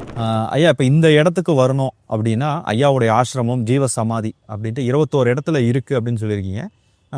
இப்போ சில பேர் இந்த சென்னைக்கு வந்து ஐயாவோடைய இடத்த பார்க்கணும் அப்படின்னா இந்த இடத்துக்கு எப்படி வரணும், அதை பற்றி சொல்லுங்க. தாம்பரம் ரயில் நிலையம் அல்லது தாம்பரத்துலேருந்து நீங்கள் வரணும் அப்படின்னா தாம்பரம் டு வேளச்சேரி ரோட்டில் சரியாக 3வது கிலோமீட்டரில் 3.5 கிலோமீட்டரில் வந்து பார்த்திங்கன்னா நம்மளுடைய அகண்ட பிரிவினர் சச்சிதானந்த சபைங்கிறது அமைஞ்சிருக்கு. வேளச்சேரியிலேருந்து வந்தீங்கனாலும் தாம்பரம் டு வேளச்சேரி, அதாவது வேளச்சேரி டு தாம்பரம் ரோடு, இதில் வந்து ராஜகிரிப்பாக்கம் கிராமத்தை தாண்டி ராஜகிரிப்பாக்கத்து பஸ் நிலையத்துக்கு அடுத்தது வந்து நம்மளுடைய ஆசிரமம் வந்து அமைஞ்சிருக்கு. இப்போ இந்த இடம் வந்து சமாதி ஆகும் பொழுது மிக பழமையான கிராமமாக இருந்தது. இதில் இன்னொரு முக்கியம் என்ன அப்படின்னா வந்து இங்கே ராஜகிரிப்பாக்கம் கிராமம் வந்து மன்னர் காலத்தில் மானியமாக தேனுபுரீஸ்வரர் கோயில் சொல்லி ஒரு மிகப்பெரிய சிவாலயம் வந்து இங்கே இருக்குது. இது வந்து பார்த்திங்கன்னா திருமலை நாயக்கர் மன்னன் மறுபடியும் வந்து அதற்கு முந்தைய மன்னர் காலத்தில் கொடுத்த சோழர் மன்னர்களுடைய காலத்தில் வந்து இதற்கு தானமாக கொடுத்த நிலங்களுடைய இதெல்லாம் இருக்குது. இன்றைக்கி நிறைய அவங்கவுங்க ஆக்குபை பண்ணிட்டாங்க. அப்படி இருந்து சிலதை வந்து மீட்டு எடுத்து கோயிலுக்காக வந்து மீட்டு எடுத்துட்டாங்க. அப்போ இந்த பகுதி வந்து ஒரு புண்ணிய பூமி தான். ஏன்னா சச்சிதானந்த சாமிகள் வந்து திண்டுக்கல்லேருந்து வரும்பொழுது விழித்த இடம் வந்து கண் விழித்தது தாம்பரம். ஏன்னா தாம்பரத்துடைய பழைய பேர் வந்து என்னென்னு கேட்டிங்கன்னா நொச்சியம்பதின்னு சொல்லுவாங்க. ஏன்னா இங்கே வந்து நொச்சி மரங்கள் நிறைய அதிகமாக இருந்த இடம் அப்படிங்கிறது பழைய வரலாறுன்னு கேட்டிங்கன்னா இங்கே வந்து நொச்சி செடிகள் வந்து அதிகமாக இருந்தது அப்படின்னு சொல்லுவாங்க. இதில் அதுக்கு எப்படி உதாரணம், அதாவது எப்படிங்கிறத நம்பிடலாம் அப்படின்னா, நான் வந்து சின்ன வயசில் வந்து எங்கள் வீட்டிலேருந்துலாம் இங்கே அப்பா அம்மாலாம் அவங்களாம் இங்கே கூட்டிகிட்டு வரும் பொழுது இந்த காம்பவுண்டு இங்கே இல்லை, சச்சிதானந்த சபையில் காம்பவுண்டு இல்லை, ஓப்பனாக தான் இருக்கும். வேலி என்ன வேலி அப்படின்னா நொச்சி தான். நொச்சி, ஏன்னா இங்கே எங்கே பார்த்தீங்கன்னாலும் நொச்சி செடி தான் நிறைய அதிகமாக இருக்கும். இப்போ சாமிகள் வந்து தாம்பரத்தில் வந்து கண் விழித்து தாம்பரம் தான் கூட்டல் பரம் தாம்பரம் அப்படின்னு 3 தடவை சொன்னதோடைய விளைவாக என்னமோ இங்கே வந்து ஒரு நிறைய புண்ணிய சேத்திரங்கள் நிறைந்த பகுதி இந்த ராஜகிரிப்பாக்கம் பகுதி. இங்கே சமாதி இங்கே இருக்குது, பின்னாடி எங்கள் சித்தர் பீடம் இருக்குது, சக்தி பீடம் இருக்குது. இது போன்று சுற்றி வந்து நிறைய கோயில்கள், நிறைய ஆசிரமங்கள், அதற்கு பின்னாடி வந்து ஆசிரமங்கள் இருக்குது. 46க்கு பின்னாடி வந்து ஆசிரமங்களும் இருக்குது. இப்போ பக்கத்தில் கந்தாசிரமம் இருக்குது, அது வந்து இப்போ சமீபத்தில் வந்தது தான். இது போன்ற எண்ணிறைந்த இது ஒரு ஞான பூமி மாதிரின்னு வச்சுக்கோங்க. நாங்கள் வந்து எங்கள் இதில் இப்போ நம்ம ஆசிரமத்தில் என்ன சொல்லணும்னா கணக்கன்பதி ஞானம் விளைந்த மண் அப்படிங்கிறத சொல்லுவோம். அதுபோல் இந்த பூமி வந்து ஒரு புண்ணிய பூமி தான். இங்கே வந்து இதற்கு வந்து குருட்சேத்திரம் அப்படிங்கிறதே வந்து நம்ம அரசு ரெக்கார்டில் அப்படின்னைக்கே பதிவு பண்ணியிருக்காங்க. 1950லாம் பார்த்திங்கன்னா தாம்பரம் போஸ்ட் ஆஃபீஸே கிடையாது, குரோம்பேட்டை தான் போஸ்ட் ஆஃபீஸு. இந்த பகுதியில் தபால் பட்டுவாடை சரியாக நடக்குதா அப்படிங்கிறதுக்கு சச்சிதானந்த சபையில் வந்து தான் வந்து ரெக்கார்டு வந்து ஒரு சான்று வாங்கிட்டு போவாங்க. கடிதங்கள் கரெக்டாக சரியாக வருதா அப்படின்னு சொல்லக்கூடிய அளவுக்கு இருந்த ஊர். இன்றைக்கி மகான்கள் இவங்களாம் அவருடைய சமாதி இது போன்றதெல்லாம் வந்ததுக்கப்புறம் மிகப்பெரிய அளவில் வந்து ஊரே சொல்லுவாங்க இல்லையா, வள்ளலார் சொன்ன மாதிரி வந்து பேரூர் ஆகுங்கிற மாதிரி பெரிய ஊராக ஆகிவிட்டது. இப்போ மலேசியாவில் வந்து நான் பணிபுரிந்த பொழுது அப்படின்னா, இப்போ நான் சொன்னேன் பார்த்தீங்களா, ஒரு ஃபைப்ராய்டு வந்த ஒரு சகோதரி அப்படின்னு. அவர்களுடைய அண்ணன் இவங்க வந்து கோலாலம்பூர் பக்கத்தில் ரவாங்கில் இருக்காங்க. இவங்க மருத்துவ இதுக்காக அண்ணனுடைய வீட்டிலேருந்து தான் போனாங்க. அவங்களுக்கு இந்த மருத்துவ உளநோய், அதாவது உடம்பு நோய் வந்து சரியாயிடுச்சு. அவருடைய அண்ணனுடைய வீட்டில் வந்து எப்படின்னா, ஆக்சுவலி இந்த சகோதரி வந்து பேர் சரசு. இவங்க பார்த்தீங்கன்னா முதல்ல வந்து தெய்வ நம்பிக்கைங்கிறது இல்லாமல் இருந்தவங்க. ஏன்னா இவங்களுடைய சின்ன வயசில் அவங்க அப்பா தவறுனதுனால இறை பக்திங்கிறது இல்லை. என்னுடைய அறிமுகம் 94 கிடைச்சதுக்கப்புறம் வந்து நான் சாமிகளை பற்றிலாம் சொல்லி அற்புதங்கள் இதை பற்றிலாம் சொன்னதுக்கப்புறம் பார்த்தீங்கன்னா வீட்டில் அவங்க கணவர் வந்து மிகப்பெரிய சிவபக்தர், சிவபூஜை செய்வார், எல்லாம் செய்வார். ஆனால் இந்த அம்மா போக மாட்டாங்க. இந்த அம்மாவுக்குன்னு நினச்சா நம்மளோட குருநாதர் படம் பெரிய படத்தை வந்து செஞ்சு வச்சு குருநாதருக்கு மட்டும்தான் விளக்கேற்றுவாங்க, குருநாதருக்கு மட்டும்தான் சாமி கும்பிடுவாங்க. அந்த மாதிரியான ஒரு இது இருந்தவங்க. அவங்களுடைய அண்ணன் வந்து பட்டர்புரத்தில் இருக்கிறார். அவங்க வீட்லேயும் வந்து அவங்க இங்கே சபைக்கு வந்திருக்கிறது. சபையில் வந்துட்டு சாமியோட திருவுருவம் வாங்கி அவங்க வீட்டில் பூஜை இதெல்லாம் தனியாக வச்சுருக்காங்க. வைக்கும் பொழுது என்னென்னா எப்படி அவங்களுக்கு இன்னும் ஒரு அதிகமான நம்பிக்கை வந்தது அப்படிங்கிறதுக்கான ஒரு மிகப்பெரிய அற்புதமான இன்சிடெண்ட் என்னென்னா, அவங்க ஃபேமிலியில் வந்து ஒரு திருமணத்திற்காக போக வேண்டிய என்ன செஞ்சுருக்காங்க, இவங்க அண்ணியை சார்ந்த குடும்பத்தினர் அத்தனை பேரும் நகைகள் நிறைய போட்டுட்டு வந்திருக்காங்க. ஈவினிங் ரிசப்ஷனுக்கு போயிட்டு மறுநாள் காலையில் திருமணத்துக்காக போகணுமே அப்படின்ட்டுன்னு நகையை கலட்டி கிட்டத்தட்ட ஒரு 500 பவுன் மதிப்புள்ள நகை வந்து இருக்குது. நம்ம உறவினர் நகை எல்லாம் என்ன செஞ்சுங்க சாமி படத்து முன்னாடி தான் வச்சுருக்காங்க. வச்சுட்டு டின்னருக்கு போயிட்டாங்க. அன்ஃபார்ச்சுனேட்டாக அங்கே வந்து என்னென்னா மேலே கூரை ஏறி உள்ளே இது வந்தாங்கன்னா உடனே நியரஸ்ட் போலீஸ் ஸ்டேஷனுக்கு இன்ஃபர்மேஷன் போகுங்கிற மாதிரி எல்லா சேஃப்டி சிஸ்டம் வச்சுருந்துமே உள்ளே எதை வச்சு பண்ணான்னு தெரியல. உள்ளே வந்துட்டு தெஃப்ட் நடந்துருச்சு. வீட்டுக்குள்ள நுழைஞ்சிங்கன்னா ரைட் ஹேண்ட் சைடில் வந்து உங்களுக்கு சாமி பூஜை ரூம், பெரிய ரூம் இருக்குது. பூஜை ரூமை வந்து திறந்து எல்லாம் பார்த்துருக்கான். நகை கண்ணுக்கு தெரியல. உள்ள பாஸ்போர்ட்லாம் வச்சுருந்துருக்காங்க. அவங்க ஃபேமிலி 3 பேர்த்தோட 4 பேரோட பாஸ்போர்ட் இருக்குது. பாஸ்போர்ட்டு திருடு போகல. பணம் வந்து ஒரு 110 வெள்ளி தான் நம்ம தான் மேலால் வச்சுருந்துருக்காங்க. பட் எதுவுமே இல்லை. ஏடிஎம் கார்டு, கிரெடிட் கார்டு இதெல்லாமே எடுத்துக்கிட்டு போயிட்டான். துணிமணிகள்லாம் பூரா கலைஞ்சி கிடந்திருக்கு. அதில் விலை உயர்ந்த 2-3 புது பேண்ட் ஷர்ட்டு இந்த மாதிரி இதில் வந்து போடாமல் வச்சுருந்ததுக்கு மட்டும் எடுத்துகிட்டு போயிட்டானுங்க. அப்போ இந்த வீடு மட்டும் இல்லாமல் பக்கத்து வீடும் தெப்ட்டு, பக்கத்து வீட்டில் வந்து நிறைய பொருள் காணாமல் போயிடுச்சு. உடனே போலீஸுக்கு இன்ஃபார்ம் பண்ணுறாங்க. நெய்பர் என்ன செய்கிறாங்க, இவருக்கு ஃபோன் பண்ணி, இவருக்கு பேர் குப்புசாமின்னு பேர், சாமின்னு சொல்லுவாங்க. சாமி உடனே வாங்க, இங்கே ஒரு தெப்டாக இருக்குது நம்ம வீட்டில், நீங்கள் உங்கள் வீட்டில் என்னென்னு பாருங்கன்னு சொன்னி இவங்க மேரேஜ் ரிசப்ஷன்லேருந்து பாதியோட வர்றாங்க. வந்து பார்த்தா முதல் நகையை தான் பார்க்குறாங்க. நகை வந்து ஒன்றுமே காணாமல் போகல. எல்லாம் வச்ச வாக்கில் இருக்குது. வீட்டுக்குள்ளே போய் தேடுறாங்க. அடுத்து பாஸ்போர்ட்டை பார்க்குறாங்க. பாஸ்போர்ட் சேஃப்டியாக இருக்குது. பணத்தை பார்க்குறாங்க. 120 150 வெள்ளி தான் வந்து மிஸ்ஸிங். வீடு எல்லாம் பார்க்குறது ட்ரெஸ்ஸு, அந்த ரூம் எல்லாமே அலங்கோலமாக இருக்குது. ட்ரெஸ்ஸு தான் ஒரு 4-5 ட்ரெஸ்ஸு இல்லை, புது ட்ரெஸ்ஸு வாங்கி வச்சுருந்தது இல்லை. பரவாயில்ல போயிட்டு போகுதுன்ட்டுன்னு உடனே வந்து நான் அப்போ ரவாங்கிலேருந்து எனக்கு உடனே ஃபோன் பண்ணார் நைட்டு. இந்த மாதிரி ஒரு பெரிய மிரக்கல் தெரியுமா, குருநாதர் எங்களுக்கு நிறுத்தி இருக்கிறாரு. இந்த கல்யாணம் முடிஞ்சுன்னா நான் 2வது நாள் நான் வந்து நானும் வீட்டில் ஒய்ஃபும் கண்டிப்பாக சபைக்கு வருவோம் அப்படின்ட்டு அவருக்கு மிரக்கல் நடந்ததுன்னா, அதாவது எதுவுமே இல்லாமல் காணாமல் போகாமல் பாதுகாப்பாக குருநாதருடைய திருவடியில் அன்றைக்கி இருந்தது. திருவுருவத்துக்கு பக்கத்துலேயே இருந்துருச்சு. யாருக்கும் எந்த விதமான ஒரு ப்ராப்ளம் இல்லாமல் நல்லபடியாக இருந்ததில் வந்து இந்த சம்பவம் வந்து அவர் நிறைய இடங்களில் வந்து சொல்லியிருக்காரு. ஈவன் மலேசியாவில் ஒரு பிரான்ச் ஆரம்பிக்கலான்னு நம்ம கிருஷ்ணானந்த சாமி முயற்சி பண்ணப்போ கூட அவரை கூட அதில் கமிட்டியில் போட்டிருந்தாங்க, குப்புசாமி. அந்தளவுக்கு ஒரு இது மிகப்பெரிய ஒரு மிரக்கல்னே சொல்லலாம். திருவண்ணாமலை நினைத்தாலே முக்தி அப்படிங்கிறோம். காசியில் இறந்தால் முக்தி. இந்த காசியில் எத்தனையோ பேர் வந்து நான் நேரில் பார்க்கல, ஆனால் நிறைய அந்த பதிவுகளை, அந்த வீடியோ பதிவுகளை பார்க்கும்போது அங்கே நிறையா பேர் வந்து பார்த்திங்கன்னா தன்னுடைய கடைசி காலகட்டத்தில் அங்கே போகணும்னு சொல்லிட்டு அந்த வட மாநிலங்களில் எல்லாருமே வந்து அந்த ஊரை நோக்கி போகிறாங்க. ஆனால் நம்ம ஊரில் திருவண்ணாமலையில் பார்த்திங்கன்னா ஞானத்தை தேடி வராங்க. இது வந்து பார்த்திங்கன்னா 2க்கும் இந்த உடல் சரிதம் வந்து முடியறதுக்கு காசிக்கு போகிறாங்க. ஆனால் இந்த திருவண்ணாமலை வர்றதுங்கிறது வேற. இதை பற்றி நீங்கள் சொல்லணும். தமிழில் வந்து என்ன சொல்லுவாங்கன்னா, ஆரூரில் பிறக்க முத்தி, அருணையை நினைக்க முத்தி, தேசுரு தில்லையை தரிசிக்க முத்தி, காசியில் இறக்க முத்தின்னு சொல்லி ஒரு பழம்பாடல் இருக்குது. ஆரூரில் பிறக்க முத்தின்னா திருவாரூரில் பிறந்தாலே முத்தியான். அருணையை நினைக்க முத்தி. அருணை என்பது திருவண்ணாமலை. அந்த காலத்தில் நல்லா சின்ன பையனாக இருக்கும் பொழுதுலாம் பார்த்திங்கன்னா சன்னியாசிகள் வந்து ஒரு பிச்சைக்கு வர்றாங்கன்னா அண்ணாமலைக்கு அரோஹரா அப்படின்னு சொல்லிட்டு தான் வருவாங்க. அருணையை எங்கே இருந்து நினைத்தாலும் இந்த கான்செப்ட் தான் இஸ்லாமில் பார்த்திங்கன்னா அவன் எந்த இடத்துல இருந்தாலும் மெக்காவை நோக்கி அனைத்து சாலைகளும். ஆனால் பழைய நம்மளுடைய சேரருடைய பாடலில் கூட பார்த்தி அனைத்து சாலைகளும் மதுரையை நோக்கின்னு சொல்லி ஒன்று வரும். அதே போல் வந்து அருணையை எங்கே இருந்து அருணை நினைச்சாலே முக்தி தரக்கூடிய ஸ்தலம் வந்து அருணை. ஏன்னா அது வந்து நெருப்பு பூமி. நம்மளுடைய இருக்கக்கூடிய ஆணவம் கண்மம் மாயைங்கிறதெல்லாம் வந்து சுட்டு பொசுக்கி எரிக்கக்கூடிய ஒரு பூமி வந்து அருணை, திருவண்ணாமலை. அதுதான் அதுக்குடைய ஒரு முக்கியமான, அதனால தான் எண்ணிறைந்த மகான்கள் பதித்த தடம் வந்து அந்த திருவண்ணாமலை.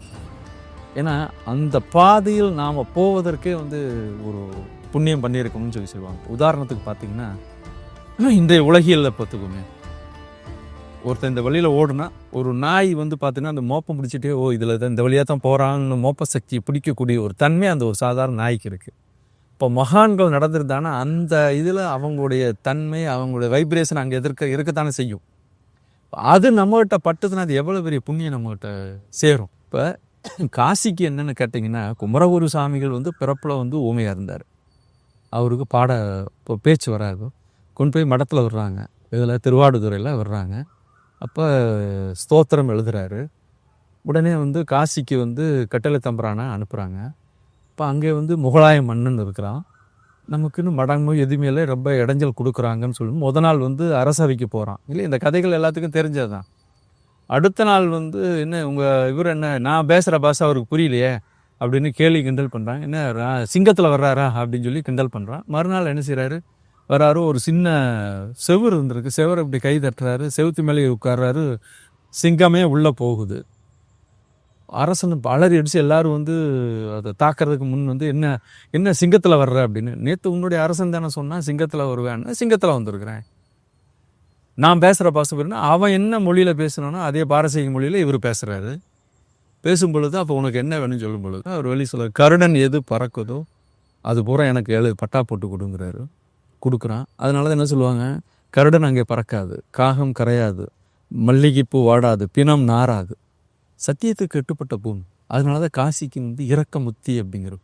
அங்கே வந்து பிணங்கள் எப்படின்னா, ஜியாகிரபிக்கலில் பார்த்தீங்கன்னா நம்மளுடைய மனிதன் உடம்பு எப்படி இருக்கோ, ஒரு தகனம்னு ஒன்று இடம் வேணும் இல்லையா, மயான பூமின்னு ஒன்று வேணும் இல்லையா.